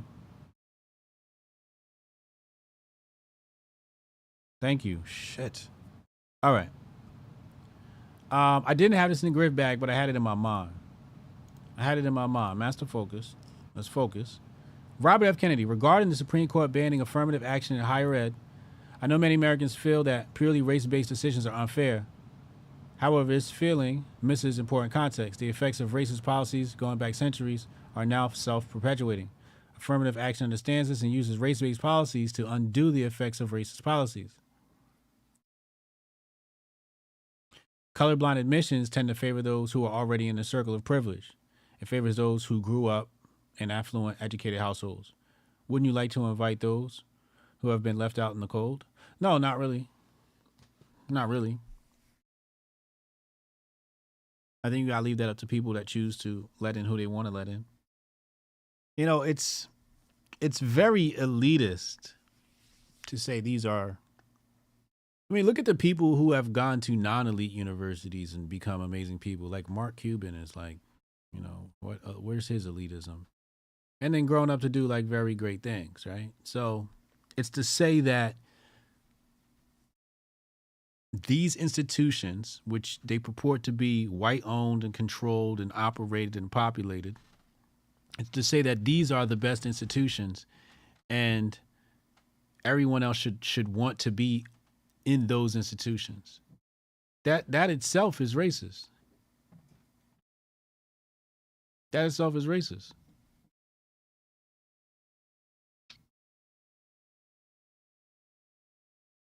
Because how are we measuring this stuff? How are we measuring it? Per dollar? Performance per dollar. We should do a performance per dollar. Then you find out some of these industries, like when you look at fucking Yale, right? Like Yale's built off of fucking dope money, man. Yale was built off of pushing dope. You know what I mean? The founders of all of that, it was pushing that dope in China. So it's like, can you do a dollar? And sometimes you can't do dollar for dollar comparison about their production because, you know, you go look at Harvard and what those people go on to do. They go on to produce all these multi-billion-dollar companies because they're in the club. They're in the club, you know, club that their ancestors built. I don't think we should worry about, you know, the empire and what they do. I think you should just fucking chill out, fucking relax, and just fucking Hotep and build. Hotep, you're a genius. HotepJesus.com. You know, no, you never really, you can't say no to greatness. You can't say no to greatness. No matter how racist or anything somebody wants to be, you just can't say no to, you can't say no to greatness. At some point, somebody's going to see it. At some point, the right person's going to see it. And you got to make the right moves. I mean, there's a lot of decisions on the path. You got to make the right moves. You got to know how to follow your intuition and your instinct. You got to know how to stay on the path. You got to know how to keep your nose and your dick clean. You know, you could do those things. You tend to stay on the path. Do the right things. Do the right things by the people around you. Do the right things by your family. what I'm saying? Let's go to the phone lines. 202-596-5631. 202-596-5631. Let's go to the phone lines. Right after this short commercial break.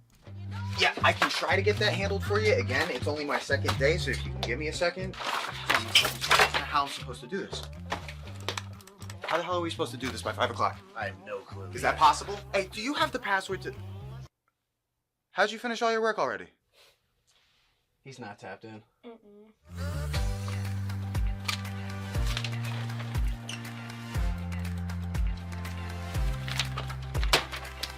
How'd you get that done so quick? They think they're gonna be able to budget that? It's money. That's money right there. You understand? You guys finished your work 6 hours early? He's not tapped in.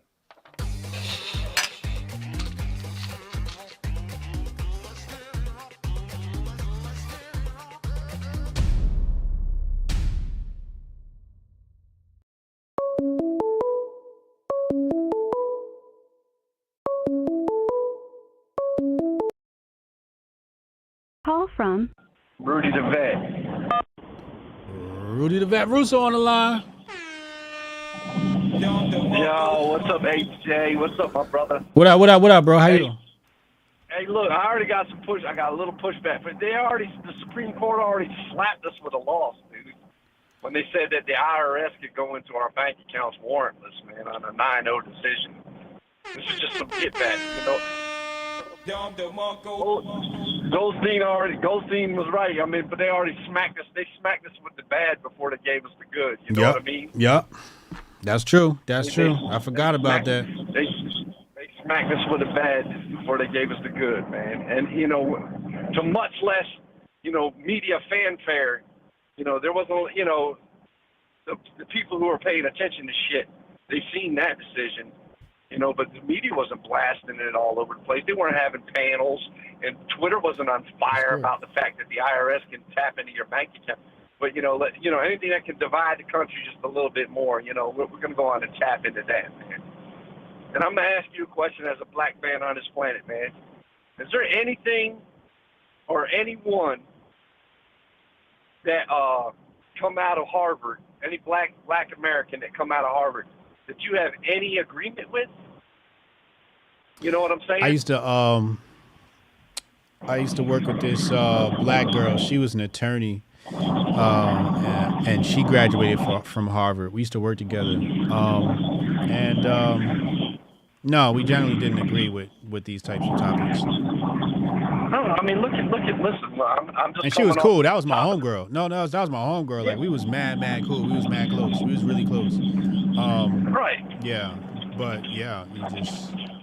I'm just saying, ideologically, think about it. Like, not just because I disagree adamantly with a leftist doesn't mean I won't be cool with a leftist. You know what I'm saying? Right. But that's the problem in America, is that they try to push that divide. But I know some left-wing fuckers that I still talk to this day, man. Like, I just don't bring up politics. You know, we can talk about food or some other shit. Man, I was in the what's the name, and I almost got beat up, man. This fucking dude, he got upset. We started talking politics inside the fucking pizza restaurant. White dude with dreadlocks. I'm like, yeah, you a white dude with dreadlocks, and you a Democrat?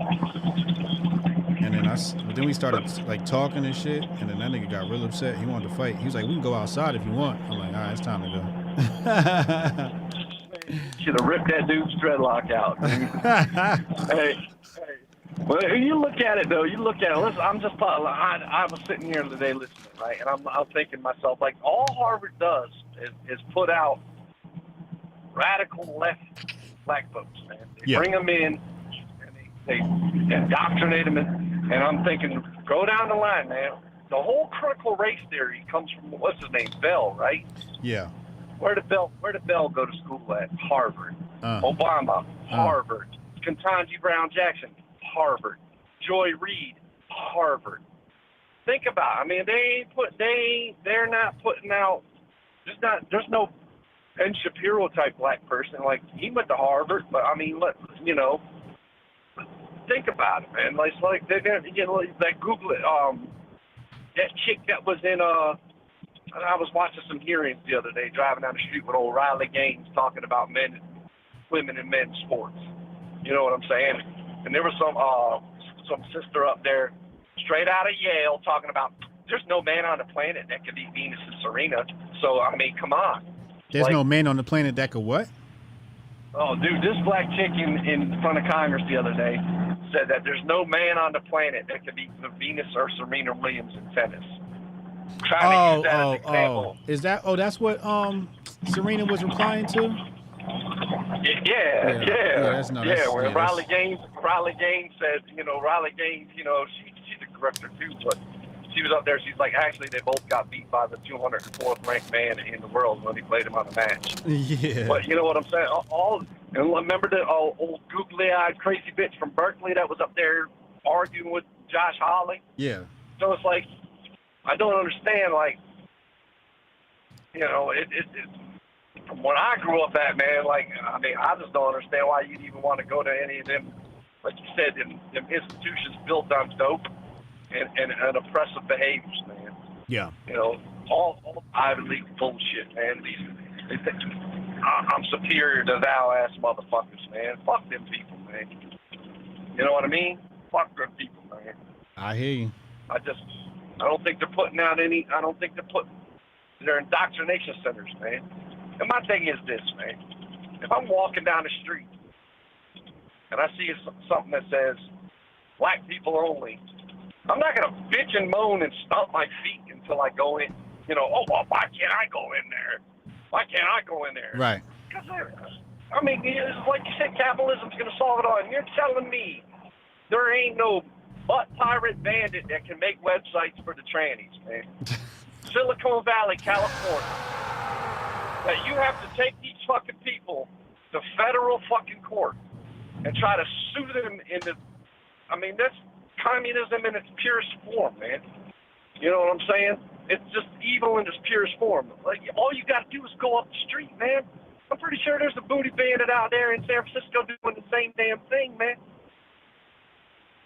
With the wedding baker, the cake baker. I'm pretty sure there's a fruity lesbian cake baker out there who'll make you gay cake for you, man. Just, God damn, people are so stupid, man. I'm trying to think if there's a time where you would want to, for example, like denying people food, right? Like, what if the supermarket was like, yeah, no niggas allowed, and they can't get no food? I think I can understand that. I mean, when you talk about the Jim Crow shit, when there's a white only and a black only water fountain, that type of shit right there is that's evil. You know what I'm saying? Right, because that's the state. That's the state doing it, or the community. Yeah. Right.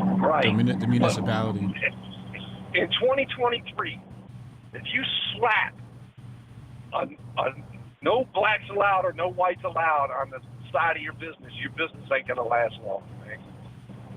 Unless you're out there in Idaho or some shit like that, man. You know what I mean? Right. It ain't gonna fly in 2023, man. It just ain't gonna fly, man. But the Rainbow Mafia, man, this shit is just unheard of, dude. It's unheard of, man, that you gotta be so petty that you can't just go up the road and get somebody else to make your website, or you can't just go up the road. I mean, especially with all like with all the big tech and everything, you definitely expect big tech would have took care of these people. I think what happened with this case, though, I think this lady took her own case up. Was like, yo, I'm gonna just take this to court just to clear this up before I even do anything. Yeah, because she knew damn well they're gonna come at her, dude. Yeah. That baker won that case and they went right back at him, dude. Yeah. They went right back at him, dude. I mean, just get over it, man. Damn, man. You talk about live and let live, and we just want to live, but no, you don't. You want preferential treatment, man. Right. And that's gonna blow up in their face. It already blew up kind of in their face. It's been their worst month, man. This has been their worst month since they started this Rainbow Month, man. But it ain't Rainbow Month. It's Strong Dad June, man. And shout out to Strong Dad, man, because he's been on that Twitter dropping a message every day. Like, I started driving halfway through the month. So sometimes, man, I want to get out the truck, walk. I ain't got time for it. shout out to Strong Dad June, man. He put out a good message every day of this month, man. Props to him, dude. He held strong on the Strong Dad June hashtag. Yo, he held it down, man. All 30 days of June, he held it down, yo. He did, man. He did. He held it down, man. He did. I watched every one of his messages, man, and every one of them, solid information. It's just like good stuff, man. Yes, good sir. Stuff. So, shout out to that dude, man. He held that shit down. Yes, but sir. I'm just, I just don't forget that the Supreme Court already slapped us in the face, man. And they already slapped us in the face. With that tax shit, right? Yeah, man. Yeah, man. I'm out here on the road, man. I got a headache for arguing with my brother, man. I'm like, dude. He's like, they're never going to downsize the federal government. They're never going to downsize it. You'll never get a congressman. I'm just like, man, come on, man. Just not my brother, not Mike Tyson, my other brother, man. Oh, okay. Yeah, he's like, man, because he got into, I don't know, man. It's a long story, long conversation. Dude. Yeah, it's all good. Let me get to these calls, man. Hey, man, one love, brother. Have a good day, man. Happy Strong Dad, Jude, everybody. Hotep and Build, man. But just remember, the Supreme Court already slapped y'all in the face. So don't sing their praises too tough, man. Yeah. Don't sing their praises too tough. Clarence already got you. He got you, but I'd rather have affirmative action than the IRS dipping into my bank account with no warrants, man. Big facts. But that's all I got to say, brother. I'm out, man. All right, peace. Right.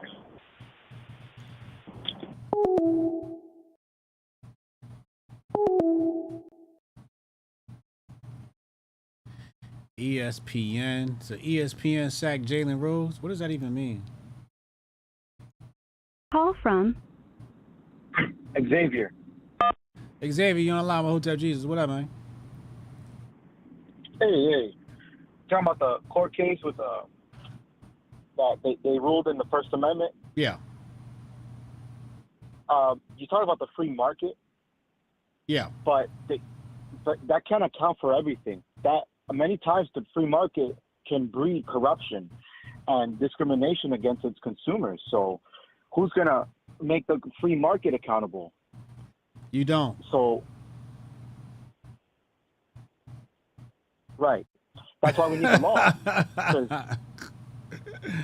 You don't. The problem is everybody wants to.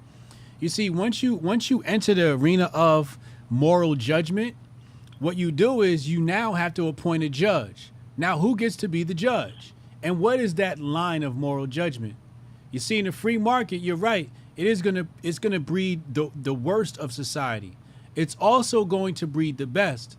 The issue is when you start entering into morality and legislating, the people in the free market who have the most capital are going to manipulate those mechanisms and block out competition. This is when they start having these things and they want to break up monopolies, but they're actually not monopolies. There's divided companies that end up being gobbled back into one company, become a monopoly again. Anyway, the issue is you can't legislate this stuff.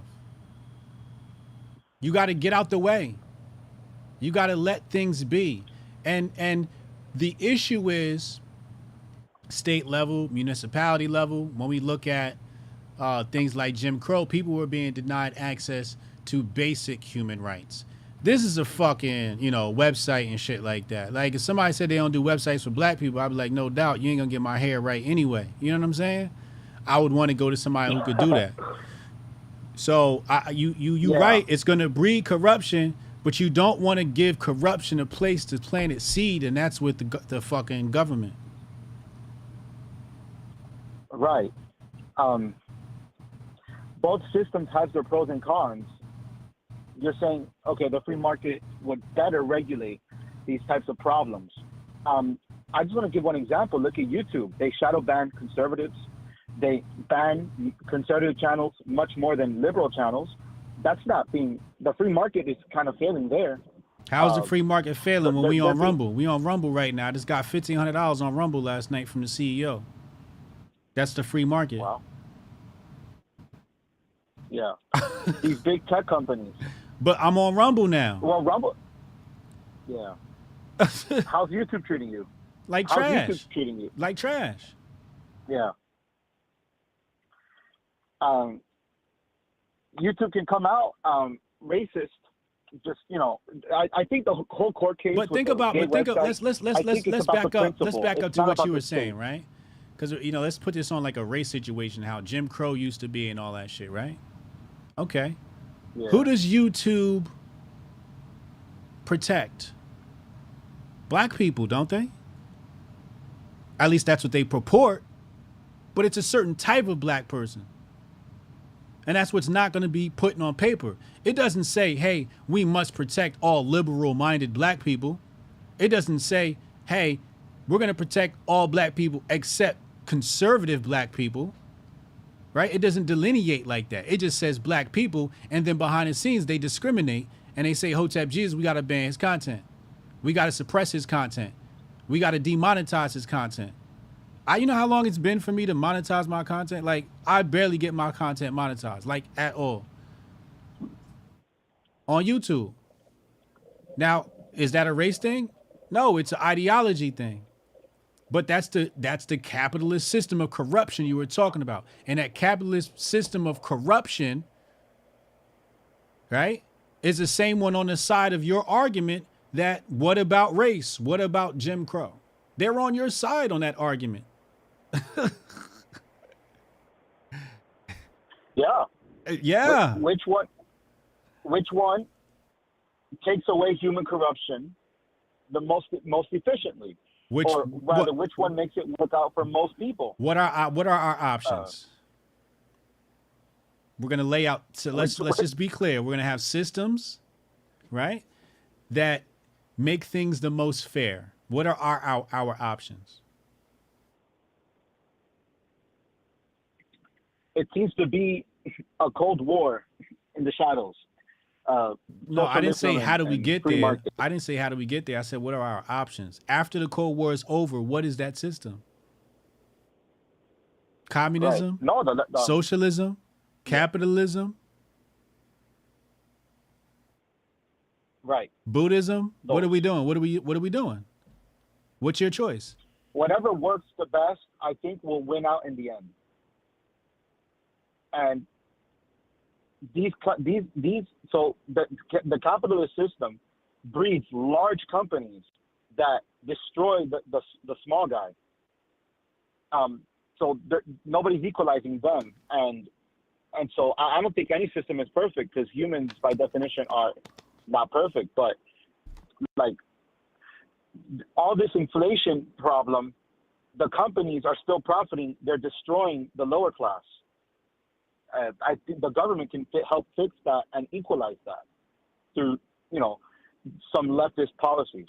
That's my take on that. Wonderful, man. I appreciate that. Anything else you want to say to the people? No. Okay, man. Appreciate the calling, bro. Hotep and Bill.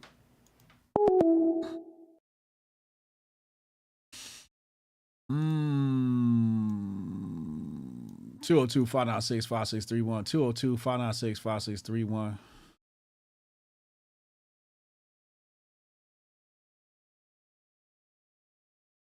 I mean, even if it wasn't Rumble, it'd be something else. We would just go somewhere else. I would have fucking created my own platform or something. I would have found a way. Strong Dad. Strong Dad on check-in. Yeah, what up, bro? Happy Strong Dad June. What's good? What's good? Final day of Strong Dad June, man. Happy Strong Dad June. Yeah, I'm gonna miss it, man. Now, it don't mean that it's over. It don't mean that it's stopped. All it means is that, you know what I'm saying, we set a foundation for how we should be carrying ourselves, for how dads should be behaving, how these men should be behaving, and now we just advance that. That's all it is. That's all it is to me. That's what's up. Mission accomplished. Yeah, facts. You know what I'm saying? A lot of good happened, you know what I'm saying? In the beginning, my brother, he was hitting me up. He back in Baltimore, and he was hitting me up, you know, telling me he's trying to remove people who are bringing him down, trying to change, you know, a lot of his habits. I got people in my life and outside of my life who've been talking about how this has been helping. So, y'all really got to maintain this, because this is going to be good for other people out there. So I just wanted to say that first of all. Yes, sir. This, with the last caller,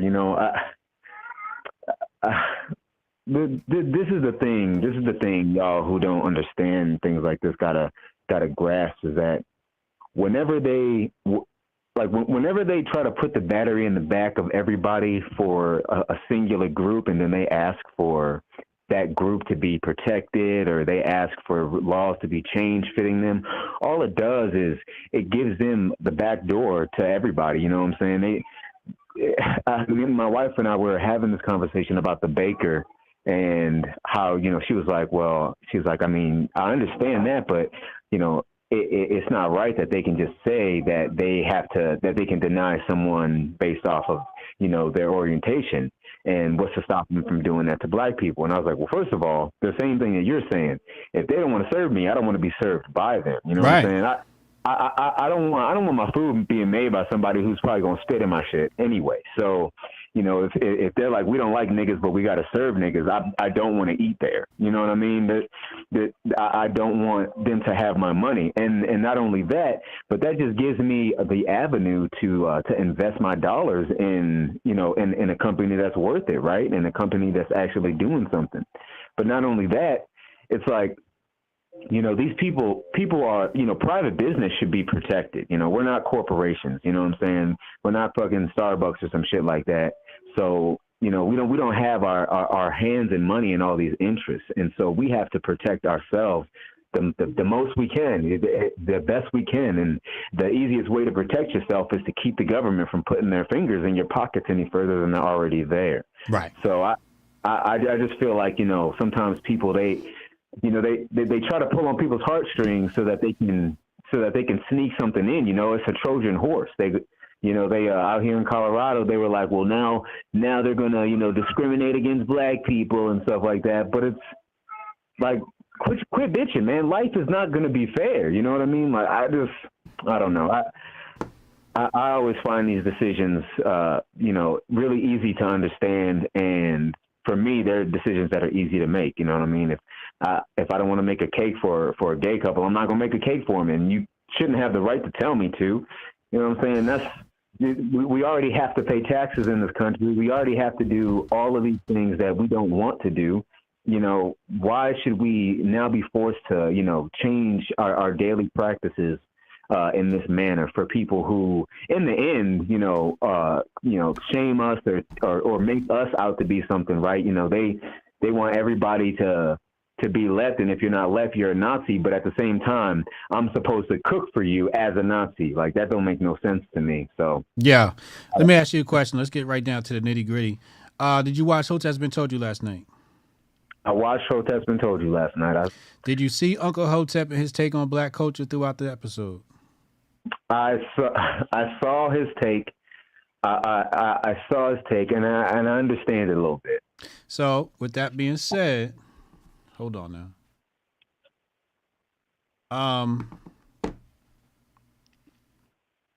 sorry. Yesterday, I asked you about culture that gets shit done, and I said today we would talk about that. Are you ready for that conversation? I'm as ready as I can be. I got heartbreaking news, man. I'm with your homie, you know what I'm saying? We don't have the more I think about it, honestly, I really put my finger down on like what's developed through my family, and I realized that a lot of the culture that we have has been given to us, you know what I mean? And the things that remain solidified are not even necessarily our traditions. But I'm telling you right now, in my head, when you asked me that question, I was like, all right, hold up, let me think real quick. You know what I'm saying? Painting this fence. And the only thing I could truly think of was gang culture. That was it. Was gangsters in the neighborhood. That's the only thing that I could think of where we have a mechanism of control. And I mean, obviously, they kill each other and all this, but that's not how it started. It started off as protecting our community and our interests within the community. What do you do day in, day out, part of your daily routine? That's Black culture. What do I do day in and day out? Day in, day out, habit-wise. Oh, my goodness. That's what I'm saying, man. Yo, listen, I wake up every morning and I read. I read the 42 laws of Ma'at. It's written down in my book, and that's the first thing I do after I get my wife. You got a copy of the Papyrus Ani? No, I don't. I gotta send you a link so you get you a copy. You should read this. I haven't read it yet, so you should probably get a jump start on it. Yeah, I'm with it. I'll send you a copy of it. It's you gotta buy the physical though. Okay, so all right, so you get your spiritual reading on. All right, then what happens? Yeah, so I do my spiritual reading, and then I get right to hard work, which is, in my opinion, a part of Black culture. All right, right to work. Also, so you make hard work as synonymous with Black people. Taylor's a racist. He makes hard work synonymous with white people. Okay, keep going. Yo, listen, I understand what Taylor is trying to say, but let's not get it twisted. And this may just be my personal opinion, but the hard-working aesthetic of Black men is what inspired, everything that we've created over time, even though we have lost our hands in it, has just been translated in other cultures. And when I look at hard work, I think of a Black man really trying to get out there and hustle. I think of the Black man in the forklift, with the hoodie, with the champion hoodie on and the fingerless gloves. You know what I mean? Like, my dad, he had 5 jobs when I was younger. And that's something that I remember. You know what I mean? That level of hard work, if you weren't taken by the system and you weren't out there in the streets, you were working hard and taking care of your family. I feel like masculinity is Black culture, to be honest, when I look at it like that. So when I wake up in the morning, when I go about my day, I don't think, I'm doing hard working American shit. I go, I'm following in the footsteps of my father and my grandfather and all of the other Black men in my family who set a standard in the community, for other Black men to look up to and for the women to follow. You know what I'm saying? And when I look at my wife and her daily activities, I mean, she does her herbology. She does, she does her medicine. She does her studies, her spiritual studies. But all of it just screams Black culture to me because it allows for us to maintain some order in our family. And to me, that's Black culture is actually maintaining order. I see nigger culture as the shit that everyone else calls Black culture, where like when we're talking about, music and all this other stuff, all the relaxed things about Black people, like I separate that from the hardworking aspect of Black people. So when I try to really pin my finger down on something that would actually be Black culture, it's hard because everybody like it. So let's react here. Let's react to Uncle Hotep says. Well, let's go back to Taylor. Taylor said white culture is exploration. Did you respond to that? Yo, when Taylor said white culture is exploration, I disagreed. I think, first of all, exploration is to me is Black culture. Is the original Black man culture. They came to us to learn how to do these things.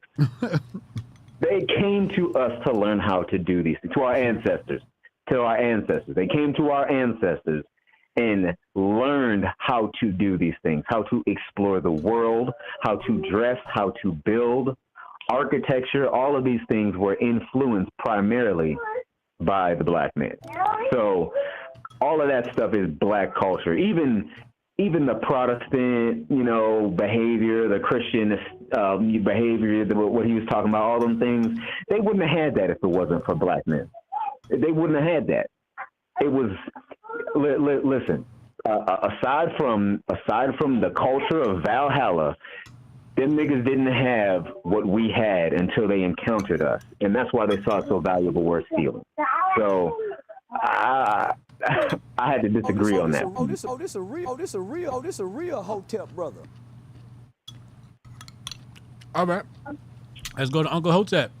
He says here, doing too much. Hating. Giving out passes. That's nigga culture. Niggas love free shit. That's everybody loves free shit. Swagger jacking. Everybody swagger. Drug sales.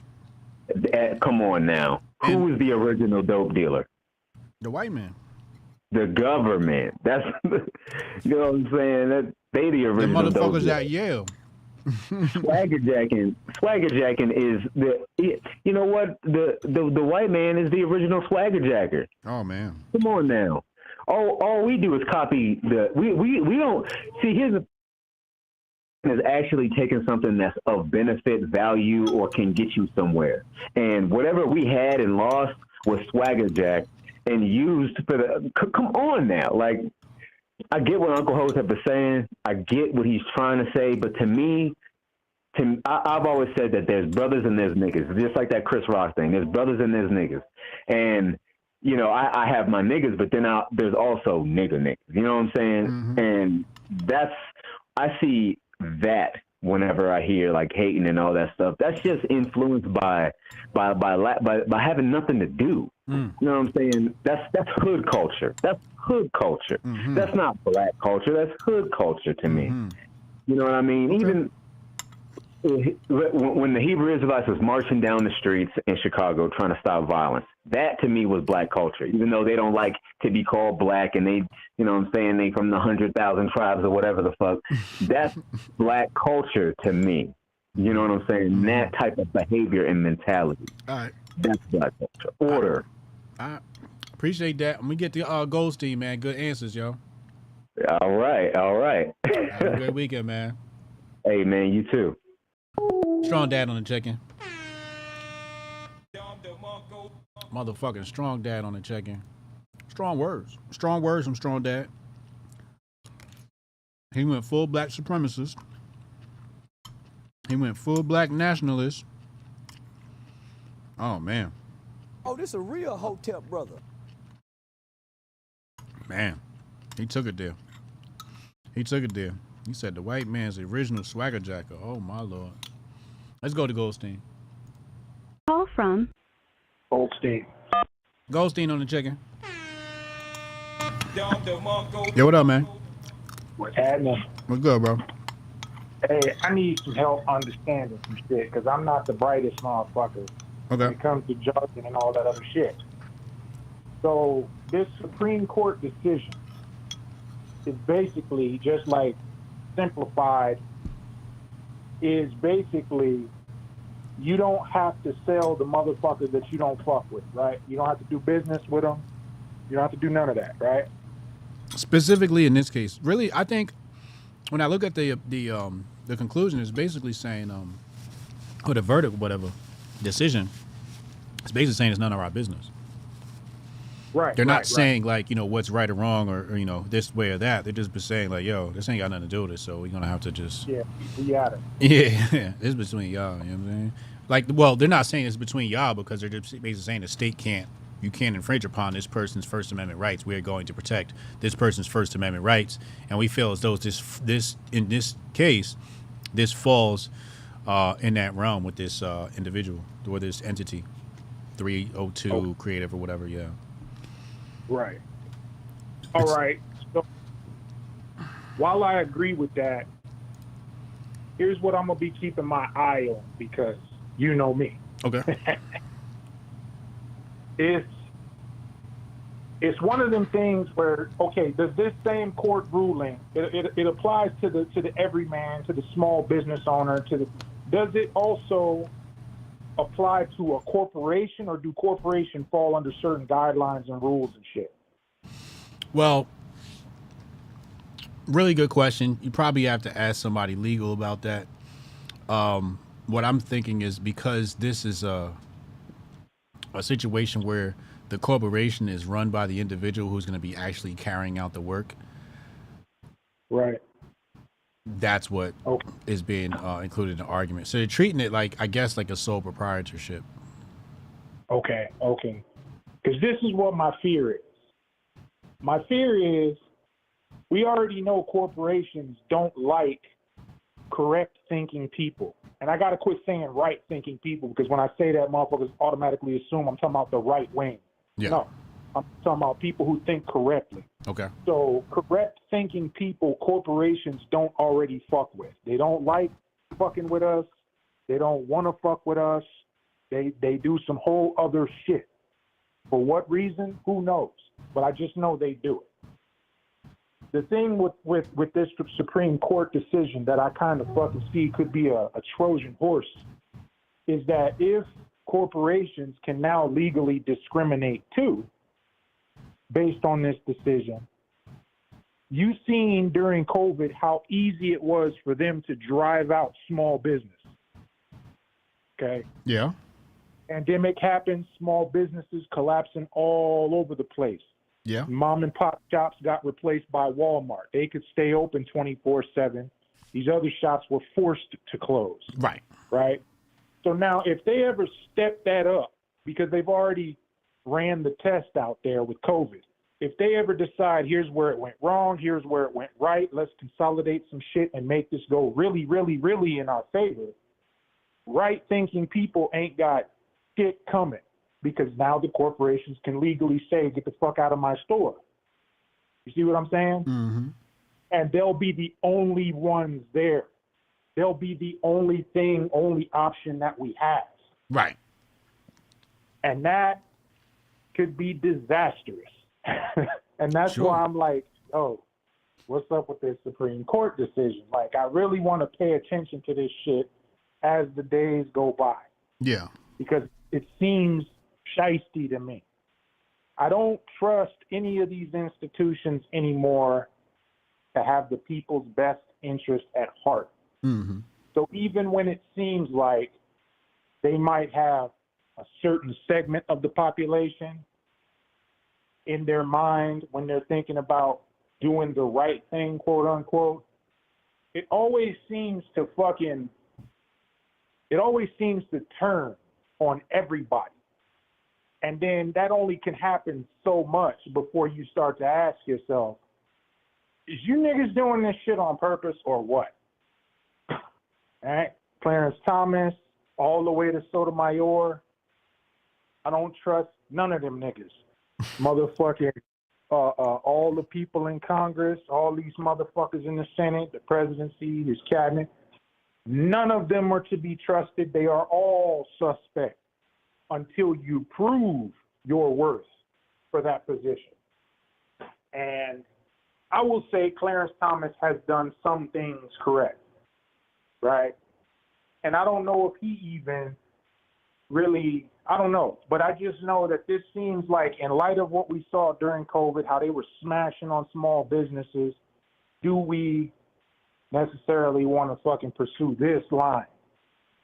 What's this line? know? What do you mean, this line? This line of fucking legislation, like this line of like, you can discriminate, you can do X, you can do Y, you can say who you want to fuck with in here. You can. Yeah. I mean, that just errs on the side of freedom, though, right? It does, but these are very volatile times.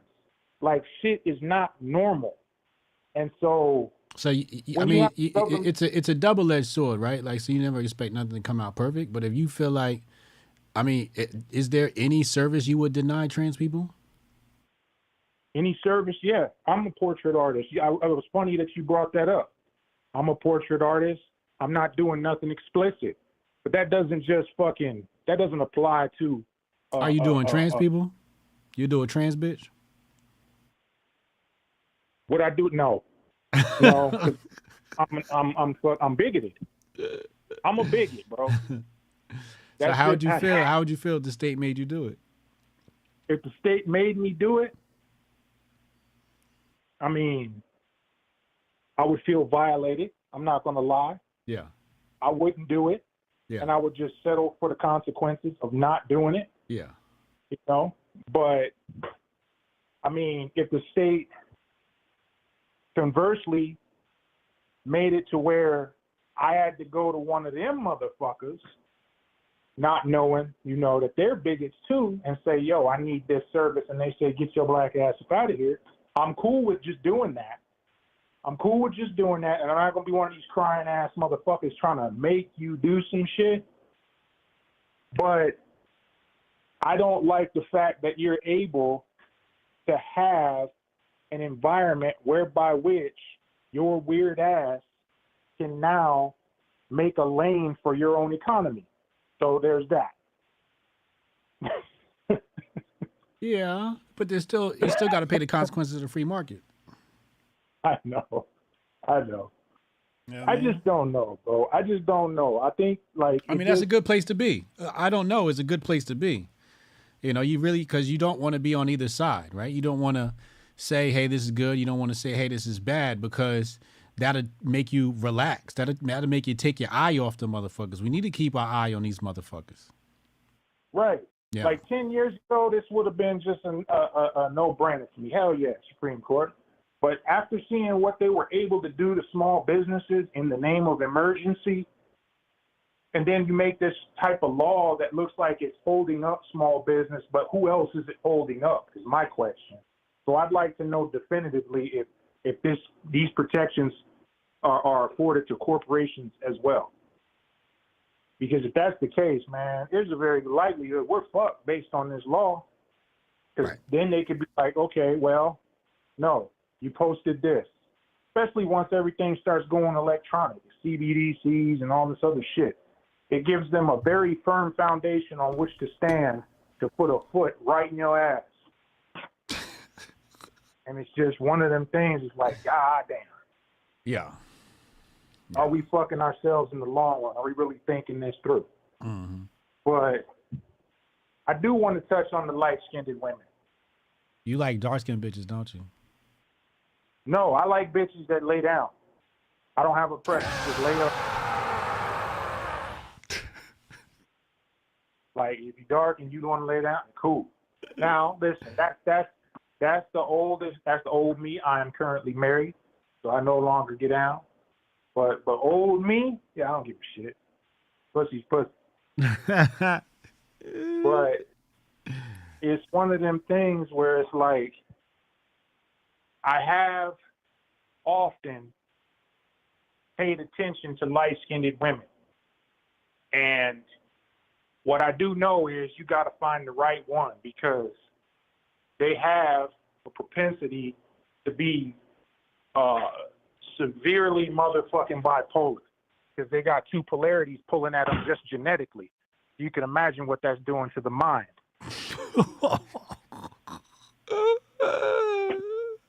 Polarity pulling. So, I mean, anything closer to the Negroid persuasion, you cool. But if you got the dichotomy of black and white, oh buddy, you either finna have a really, really, really good woman or a really, really, really crazy bitch. One of the two.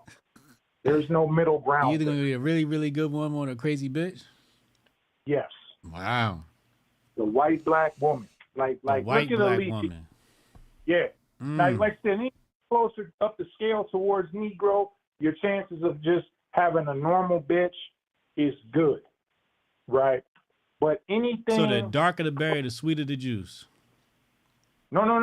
I'm saying as far as the mixed race. So if you got like half black, half Asian, he's a little bit wrapped tighter. You know what I mean? Half black, half Indian, half black, half Mexican. Oh, okay, I got you. Okay? Or conversely, half white, half Mexican, half white, half Asian, right? Mm-hmm. But once you get those two, half white, half black, man, this is why you see most half white, half black niggas is hella revolutionary. They they just live on the extremes. Half black, half white people. I myself am a half breed, but I'm half white and half Patel, or half black, half Patel. My bad. Half black, half Patel. So, I can make these types of observations. So where does the light skinned woman measure up against the dark skinned woman? The mixed woman against the dark skinned woman? The dark skinned woman is stable. Stable. Yeah, she's either gonna be. She's very mentally stable, right? So you probably you're saying you're gonna have better odds having a stably, mentally stable woman if she's darker than if she's light skinned. Light skinned, she's the bitch crazy, potentially. Potentially. Yeah. You got a light-skinned woman that's half black, half Puerto Rican, half Mexican. You got a lot of them out here in Arizona. Tell them half black, half Mexican.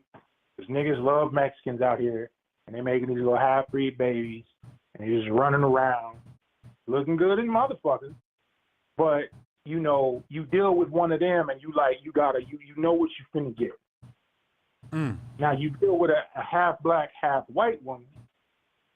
You don't quite know what you finna get there, right? She can only put on the front for so long, but if you decide I'm a relationship with this woman, we're gonna commune.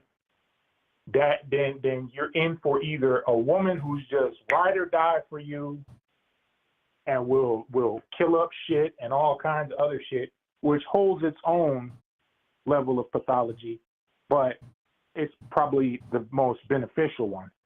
Or you're gonna get the bitch that's gonna kill your ass. There is no middle ground. You don't get no. She's a pretty cool broad. You know, you either get, damn, this bitch is down as fuck, or damn, this bitch is gonna kill me. Half white, half black. Thank you for breaking that down for us, man. That's intense niggaology shit right there. Hey, yo, what kind of setup you got right there with the camera, bro? Because I'm thinking about doing this live streaming shit. I got a Sony and I got a SMB7, I think. The mic's a SMB7. I got to send you the parts list because there's a bunch of different parts. But I'm streaming off a PC. You know, Kamar make the PCs. Really? Yeah. Kamar's the one making a if you look in the description box, let me take a look and make sure it's there. All right, so the last link in the description box says streaming PC plug. If you go right there and you hit that, he can make you a streaming PC. Because you want pretty good power, so you can do a good amount. Oh yeah, I got a pretty nice PC set up here for the business as well as for personal. Okay. Really great internet out here, way the fuck out here in the middle of nowhere, but it's great internet. Okay. But yeah, I'm thinking about giving my hand, trying my hand at this shit. You know what I mean? Yeah. So hey, fuck it.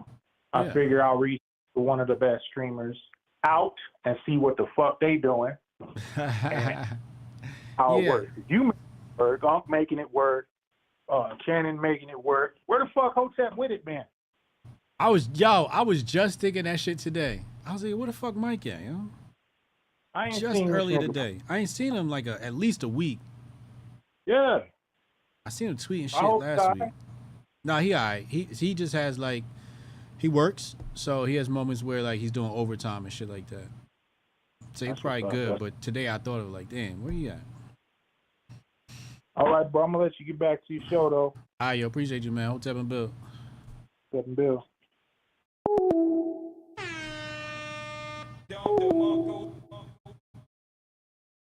Friday, 4:21 p.m.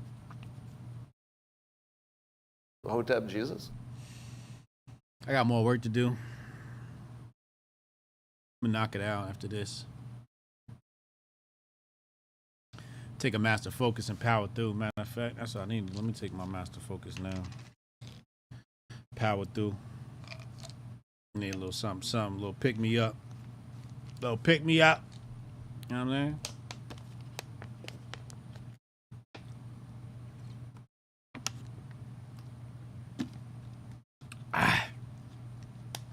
Woo! Y'all be good this weekend, man. Y'all be good this weekend. Oh shit, hold up. Call from. Yep. Oh, they hung up. Whoever that was. Damn, y'all blowing my phone up, man. I thought y'all was gonna let me go. Genius. Yo, what up? You on the live, Hotep Jesus? What's up, Hotep? What up? And we're back at it again one more time, Hotep. I am happy as heck about this. affirmative action and these little cases right here, because I just want them to shut it down with this weird little morality on their discrimination, man. Yeah, that shit corny. Yeah, they can just let it go. It's time. Like you can't pick and choose. You can't have it both ways. Either you can discriminate or we can't. Yeah, exactly. This, it's too much. They try to create too much gray area without creating a gray area.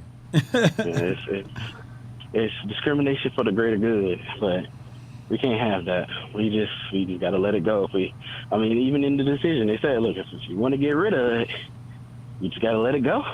Gotta let it go and let it ride. And I think the market will decide. Like, you know what I'm saying? If homeboy don't want to bake his little cake for the people, then let them go out of business because the sympathizers don't want to work with them. You know? Right.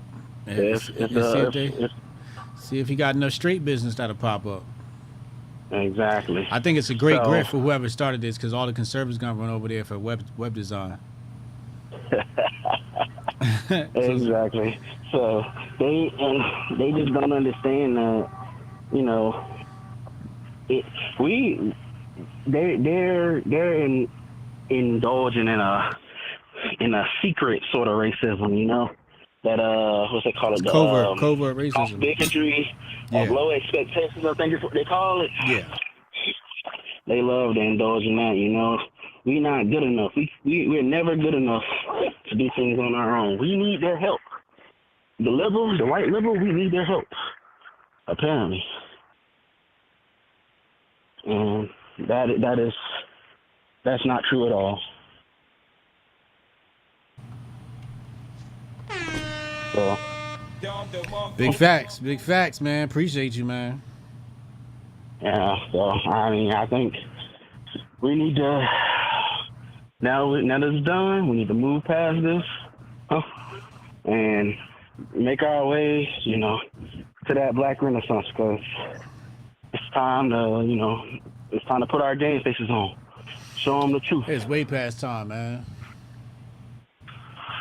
Yeah, that's what it is now. We need to get organized. We need to get right. We need to get our culture in order.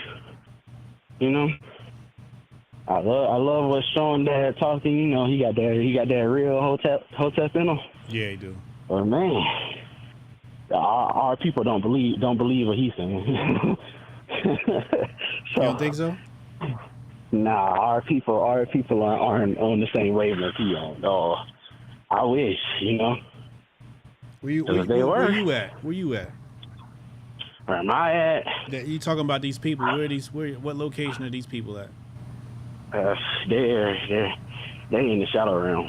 The shadow realm. Oh my God. They're in the shadow realm, man. They already. Ain't nothing you can do to help them. Maybe we could pull them out, but it's like I call it like it's like the black community is being demoralized. Yeah, absolutely. And so, if you're demoralized, when are you gonna be able to put in that effort? You're not. So it's like, okay, we can't make progress until we get to a point where we can fully have that confidence. Yeah. So, I saw something else he was talking about the other day. What was it? God dang. It was some other weird race stuff he was talking about maybe like 2 days ago. Oh, culture? Covered. Yeah, it was something about race though. It was something about man, I cannot remember what it was now, but hey, once we get it together, if we ever can get everything moving again, then we'll get it right. Will those days come? Oh, you know what? I know what it was. I was gonna about the immigrants. That's what it was. About the immigration, because I've been big on, the immigration has to stop. not the illegal immigrants, but the illegal immigration is top because they're taking our resources. You know. Yeah. The secret they're not telling us is that, you know, like I heard a few people saying, oh yeah, they trying to create a slave class. No, what they trying to do is maintain two classes at the bottom, and you do that by having a new bottom class suck out all the resources from the current bottom class. Yeah. Right. That's why they got us. That's why they trying to keep our voting power and then co-opt the immigrant voting power, right? That's why was trying to pass bills so that immigrants could vote in local elections and stuff like that, even though they're not citizens. You said even though they're not citizens? Yep. Yeah. Well, yeah, that's the class that they're trying to bring in, right? Yeah. And so, what you saying? What's up? No, I said,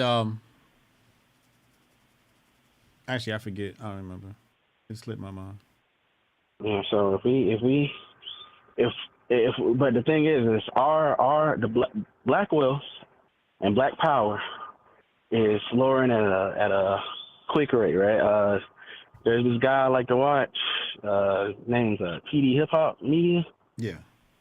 Dude is always talking about how black wealth is going to be at zero by 2030. Mm-hmm. Meaning that we won't have any more power, right? Mm-hmm. We're going to be number 3 in the voting block. We're going to be the last, you know? Yeah. And once we're last, if we can't get nothing when we're 2, how are we going to get something when we're last?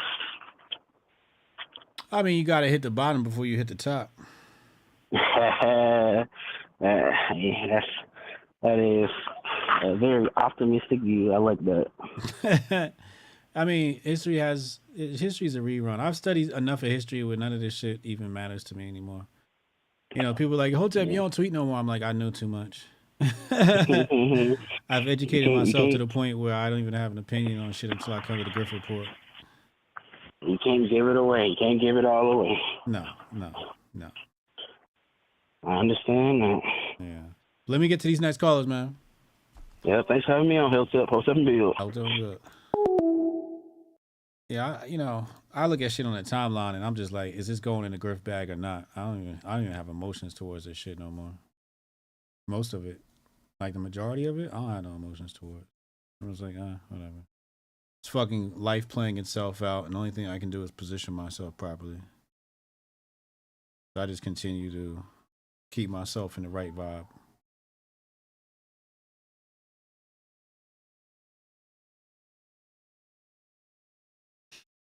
Somebody else is trying to call in. Go ahead and get in here now.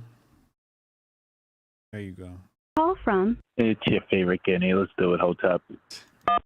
Yo, my favorite Guinea. What up, bro? What's good, Joe? Hotep, what's good, man? I've been trying to fucking get a hold of you all week. My bad. It's all good. That Zoom shit, I don't know. I couldn't figure it out. But either way, I just wanted to touch on that one RFP thing you did with Rook. Mm-hmm. Yeah, with the whole TRT thing. Yeah, that's a whole complete distraction. TRT is, she was going in on it being synthetic, and, you know, you should just go the natural way. And I completely agree with that for most people, but especially when you're at his age, doing it with a doctor, all they're doing is putting your testosterone levels back to where they were when you were 20 years old. That's all it is. Trying for anybody to make the comparison that he's using TRT there, but at the same time he's bashing vaccines, is a false comparison. It's not even a real story. He's a 69-year-old dude who fucking looks good because he eats right, he works out, and he gets his fucking testosterone managed by his doctor. That's it. Ain't got nothing to do with the vaccine discussion. I don't know, man. Period. End of the story. That's all it is. My thing is, I think long term, motherfucker, your dick gonna fall off, man. I keep fucking with that shit. No. Here's the thing. When I was growing up, I'm 38 years old, right? So when I was growing up, the way you got testosterone was by the fucking dude in the gym. Now, people would just blast it. They had no idea what they were doing. When you're doing it alongside a doctor, he's managing if your DHT levels are going up, which is what would cause baldness, right? So dudes back in the day, they had no idea. They would just wanted to fucking be the biggest dude on Jones Beach. So they were doing that shit. They had no idea that they were spiking their liver enzymes. When you're doing it alongside a doctor, you could take a shot. Next time you go back there, you get blood work, and he's going to be able to determine what the testosterone is doing to your body. Your body knows what testosterone is. When you start taking testosterone, your nut's going to atrophy. Why? Because your body's getting testosterone from an exogenous source. So your body goes, we don't need to make it anymore. So your nuts shrink up. Now, you do it long enough and you never cycle off, then your dick will probably stop working forever. And then you're going to be dependent. Then you're going to be dependent on it for the rest of your whole life. Yeah. What RFK is doing, first of all, testosterone ties into your immunity as a man. So I'll break it down like this with testosterone, right? They tell you all the time to neuter your dog, right? Neuter your dog, don't have to straight, allegedly, right? So neutering your dog it's good to stop backyard breeders and testicular cancer amongst dogs. However, when you take the dog's testosterone away, you now decrease his immunity, which then now leads him more susceptible to other diseases. Right. Well, guess what? It's the same thing with human beings. Why would you not optimize your testosterone levels to back to where you were 20 years old? I think what it is, it's about how you do that. One way is to go to the doctor and, get the shot in your ass, and then there's other ways to do it too. Okay, so the other way to do it by diet, that would free up, you would elevate your free testosterone, but not your baseline. You're not going to elevate your baseline. Look, the whole, who was it? I think Strong Dad called up, and he made a lot of good points. I'm 38. If I did what Strong Dad said with elevating my testosterone with the correct diet, absolutely. At 69, it's going to be a little bit harder. But I think this whole discussion about RFK taking TRT and them trying to use that like, oh, he's a hypocrite because he's against vaccines is a complete false comparison. That's true. That's true. Project Rook, I like what she was saying, but when she was saying, well, it's synthetic, it's this and that. It's not synthetic? Her makeup's synthetic. Her hair's synthetic. I mean, I could go down the line on that. I'm just saying it's really. You think about her hair health. is synthetic? I don't know, but I'm saying people wear synthetic hair. People wear synthetic makeup. Is the testosterone synthetic or not? Correct, of course, because it's exogenous. So how can you say that she said anything wrong? All she said was it's synthetic. Well, she was trying to say is that it's synthetic, therefore you shouldn't use it, implying that. Which I would agree in most cases, but what I'm saying is when you're a fucking old man, it's a completely different story. And not only that, but with all the plastics and shit in the water, in your environment, that they're showing that testosterone is at the lowest point that it's ever been. If anything, Hotep, it's a good time to fucking invest stock in testosterone replacement therapy. Because with the testosterone levels crashing the way they are, people are going to need it from exogenous place. Hey, man, y'all have fun with that shit. I'm black. We ain't never got them issues.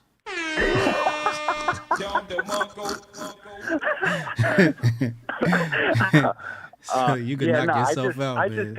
I just got caught up in it because people were trying to like call him a hypocrite over it, but it had nothing to do with one or the other. That's all. Yeah. But affirmative action's gone. I don't know why everybody's in a tiff. Never should have been there in the first fucking place. Never should have been there. Why the fuck would I want to go into a black barbershop that doesn't want to cut my hair, but the government's making them cut my fucking hair? You think I want them cut my hair? Yeah. Why would you not want to keep an eye on where the racists are? I'm still caught up on the fact that you said Rook was synthetic. No, that hurt my feelings, man. No, I don't know. You said her makeup was synthetic. You said her hair was synthetic. Not her personally. I don't know Rook from a hole in the wall. She seemed very nice. She seemed very intelligent. You know her hair is real, right? I didn't even know her. She grew that right out of her hair. Her hair is not synthetic. All right, you good or? No, I'm not good. Oh, all right. I didn't mean to hurt your feelings, Hotep. Hey, listen. When you come for my friends, you come for me. I'd rather y'all come for me than come for my friends. All right. I'm sensitive with my friends, yo. All right, man. I'll let you go, Especially my female friends, Guinea. You know black men got think black women are God. All right, thanks for calling in, bro. All right, later, man. All right, yeah. Can't talk about Rook like that. I never got over that as soon as he came at Rook. I took that personal.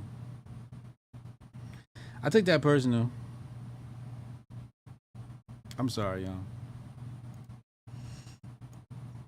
I'm sorry. I guess maybe he thought, she was just a guest of this channel. But Rook will be at HotepCon. Come out to HotepCon and y'all could sit down and fucking debate and shit and talk about it. We could all weigh in. But I'm not fucking sticking no fucking TRT testosterone shot in my ass. I'm already man enough, man. I'm already fucking man enough. I look fucking great. I don't give a fuck about that shit. I don't know what the fuck's going on in y'all lives that y'all need that shit. Jonah, what up, man? Nada. I'm going to go after the dissent in this SCOTUS decision. Yeah. So, I said it before when I said it through Super Chat when Sonny was there. Yeah. Diversity, equity, inclusion. The state is telling you that they're God and they're going to establish a society that's diverse, equitable, and inclusive. Now, that actually says "de," which is Latin for God. All roads lead back to Rome or Babylon. So, vicarious Filii Dei is the name that the Pope uses. If you count the numbers in Roman numerals, it equals 666. Mm-hmm. And then now, all of this goes back to Babylon. So basically, they're telling you that they believe that they're going to include or design the society that is both diverse or is all diverse, equitable, and inclusive. Yeah.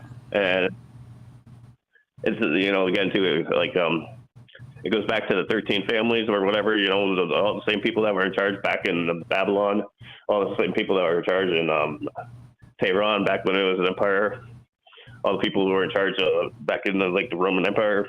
Yeah, they're still the same ones that are up at the top these days, right? Yeah. So basically, they're just reestablishing their old society that they had before 1776. Right. Now, if people don't actually stand up, they'll actually get it back, right? So that's why you see all these people like Ketanji Brown Jackson and Sotomayor, Kagan. All communists think that they can design and tell you what you can and can't think. And if not, then they're going to put fines on you. They're going to eliminate you, Right. What's white culture? What's white culture? White culture? I don't know. I'm white trash. What's white trash culture? Man, if I look at King Charles and his inbred parents, Lizzie and Phil, who are 6 times related across 5 generations. Yeah, if that's white, I'm not white. Kevin Spacey, if that's white, I'm not white. Bill Clinton, if that's white, I'm not white. I'm white trash. Y'all all white, right? Yeah, they're white. I'm white trash. So what's white trash? People like me never had enough money or privilege to be white, Never enough money or privilege to be white. It's like the Irish, right? If you take the 6 letters in ginger, right, and you rearrange them, you get another word that the Irish or the English thinks that we both are. Yeah. No. Yeah. All right, man. I appreciate the call, bro. Yeah. Hotep and Bill. Jonah on and checking.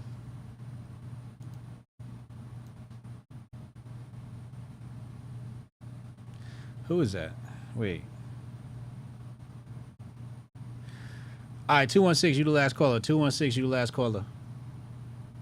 And I'm going to go do some work.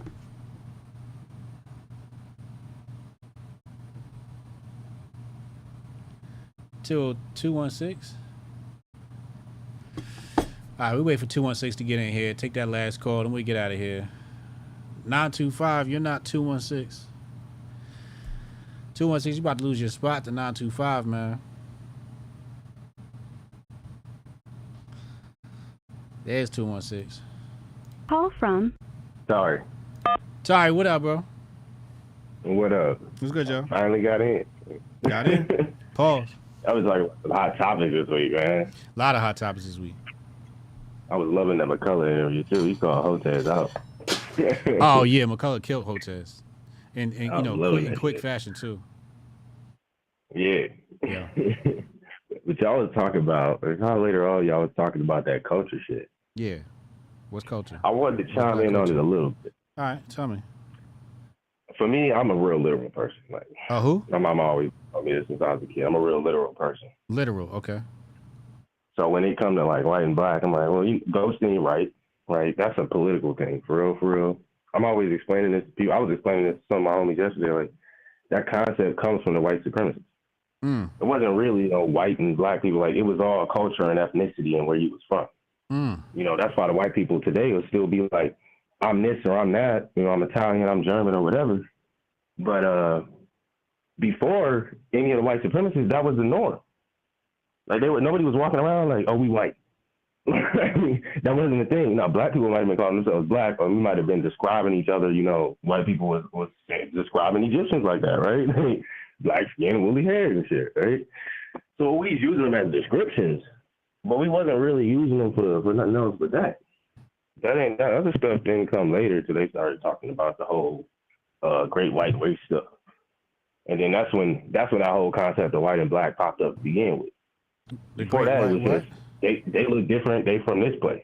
They did the great white race, that eugenicist shit. Yeah. Yeah.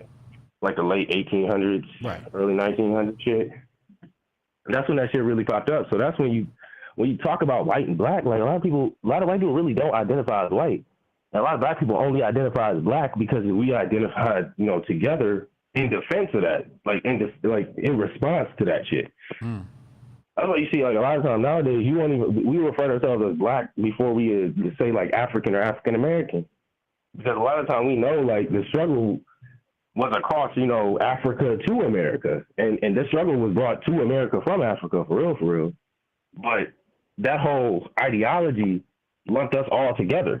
It didn't discriminate about whether you was a black person in America or a black person in Africa or even a fucking Indian person. They got their whole caste system over there. That's why a lot of them was racist. Facts.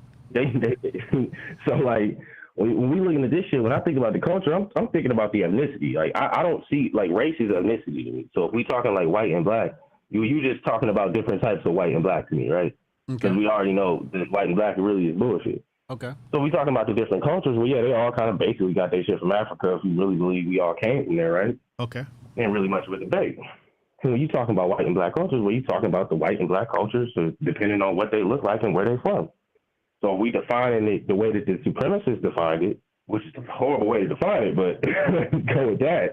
They on the Nordic shit, a lot of them, right? They don't believe that even a lot of Germans, Italians, Irish, or whatever are white. Like, you got a lot of them, like, they believe in that Nordic, Viking blood, whatever. They on that weird shit. And right, them supremacists on that weird shit. Mm-hmm. So it's not even that all white people will fall into that group for them. So I just consider basically any tribe, like in Africa, black tribe. It could be a fucking Native American tribe in America. Mm-hmm. They have black skin. Like, if that's how we gonna divide it, we gonna break it down to skin color, then you gotta be honest about it. Like, what's the culture of people with these skin colors? That's the way I look at it. And how do you factor that into the rest of us?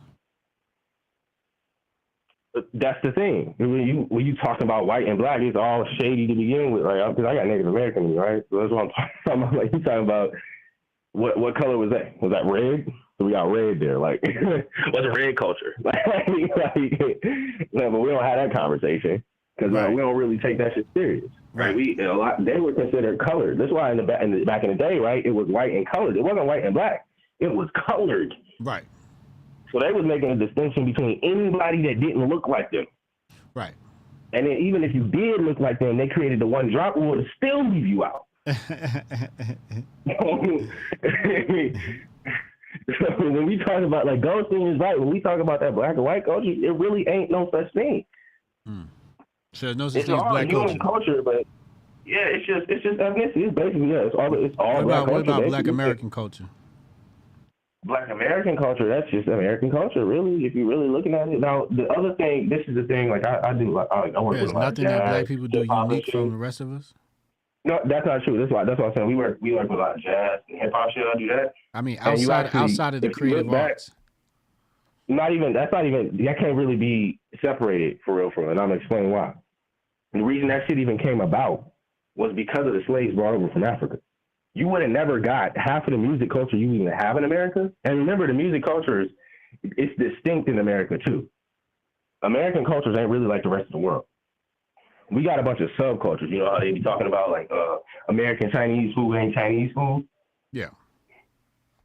That's basically how most of our cultures in America are. So you couldn't attribute them to white people or black people most of the time. A lot of times you could attribute it to black people because they had started a trend. You know how we trendsetters.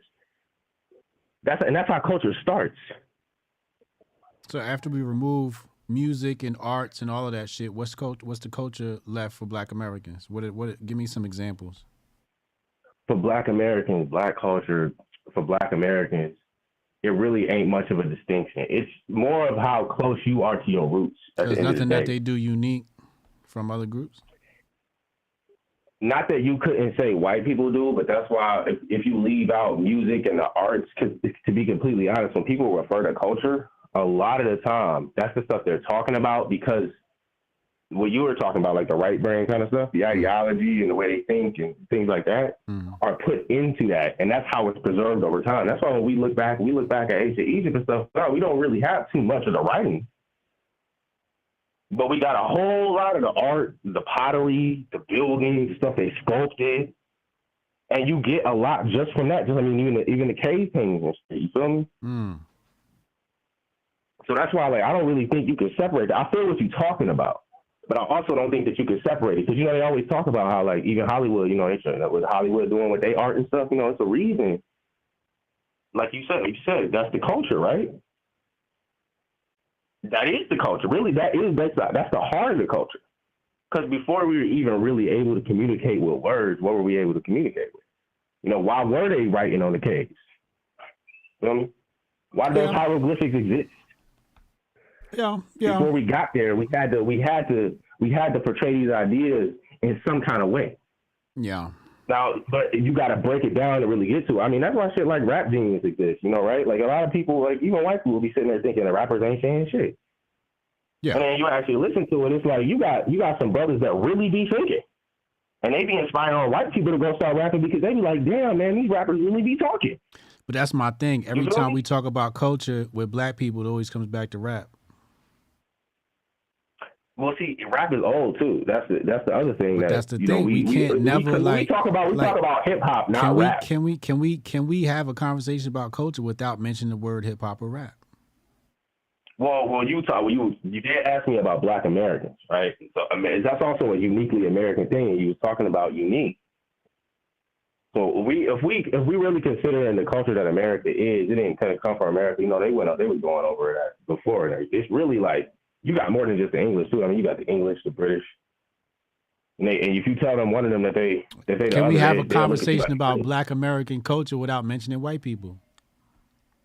You really can't because America is essentially like the country. We talking about America or the United States. Black Americans in the United States of America. We talking about America, in the United States of America, right? This country. The whole system, the Constitution we live under, and all this shit, most of the culture is fed to us. Just like what your brother was saying yesterday, like a lot of the stuff we feed off of their culture. That's why I said it really just depends on how much of your own culture you got. But you also got to recognize what I was saying about we brought it over. A lot of these cultures that we have in America wouldn't exist if it wasn't for the culture that we preserved from Africa. Like our strong family culture. I mean, you see what they doing in Uganda. They mad about us not being with the homo shit. That shit ain't changed over here neither. And that's because we got such a strong focus on family. But they, half of that reason is that's why they was trying to destroy our families. That's the reason why they was sitting there trying to destroy our families. They knew how strong families was, but they also saw how strong our families was.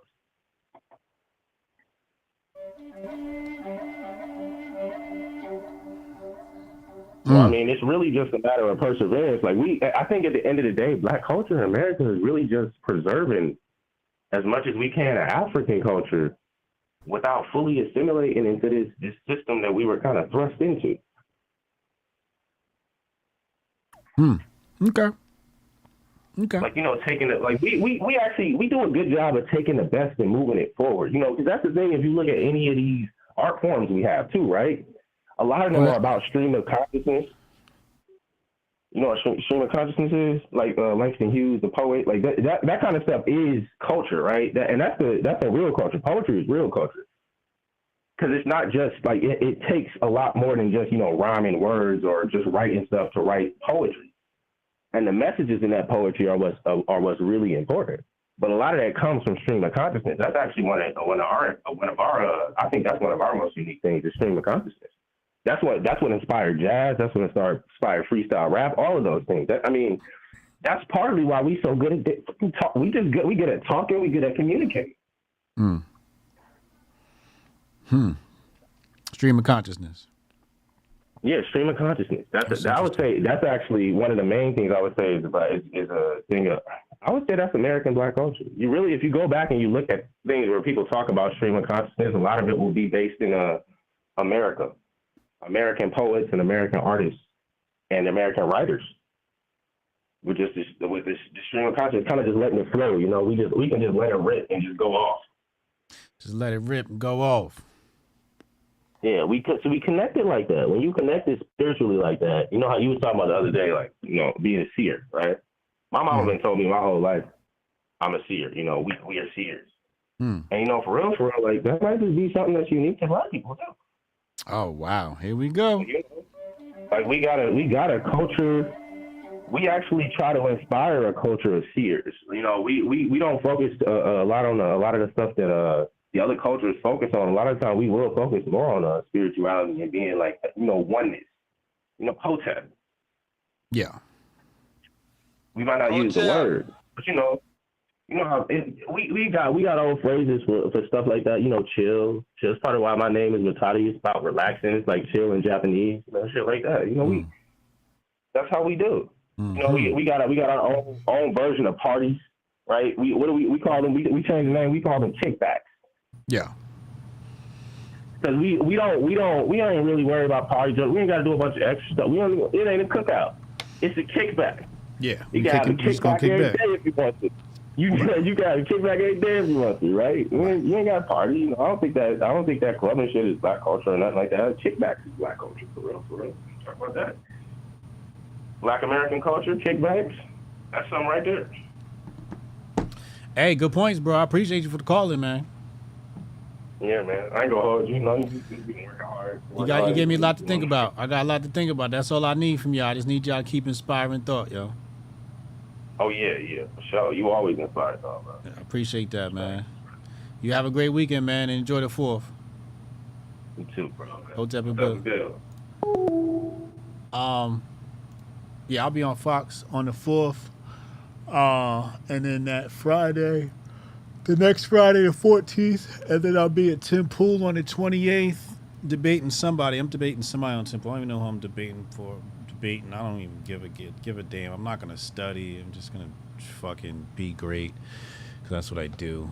I don't need to fucking prepare for debates anymore, because I've mastered the art of debating. Yeah, so 5 minutes preparation is more than enough, because I'm just gonna let the other person just bury themselves anyway.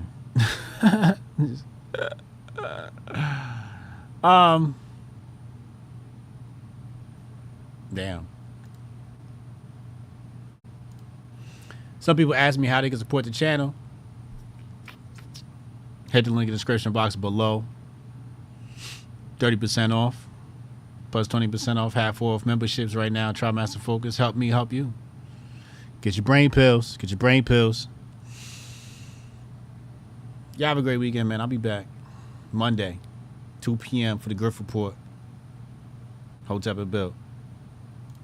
Yeah, I can try to get that handled for you. Again, it's only my second day, so if you can give me a second. How I'm supposed to do this.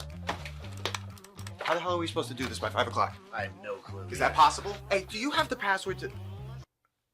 How'd you finish all your work already? He's not tapped in.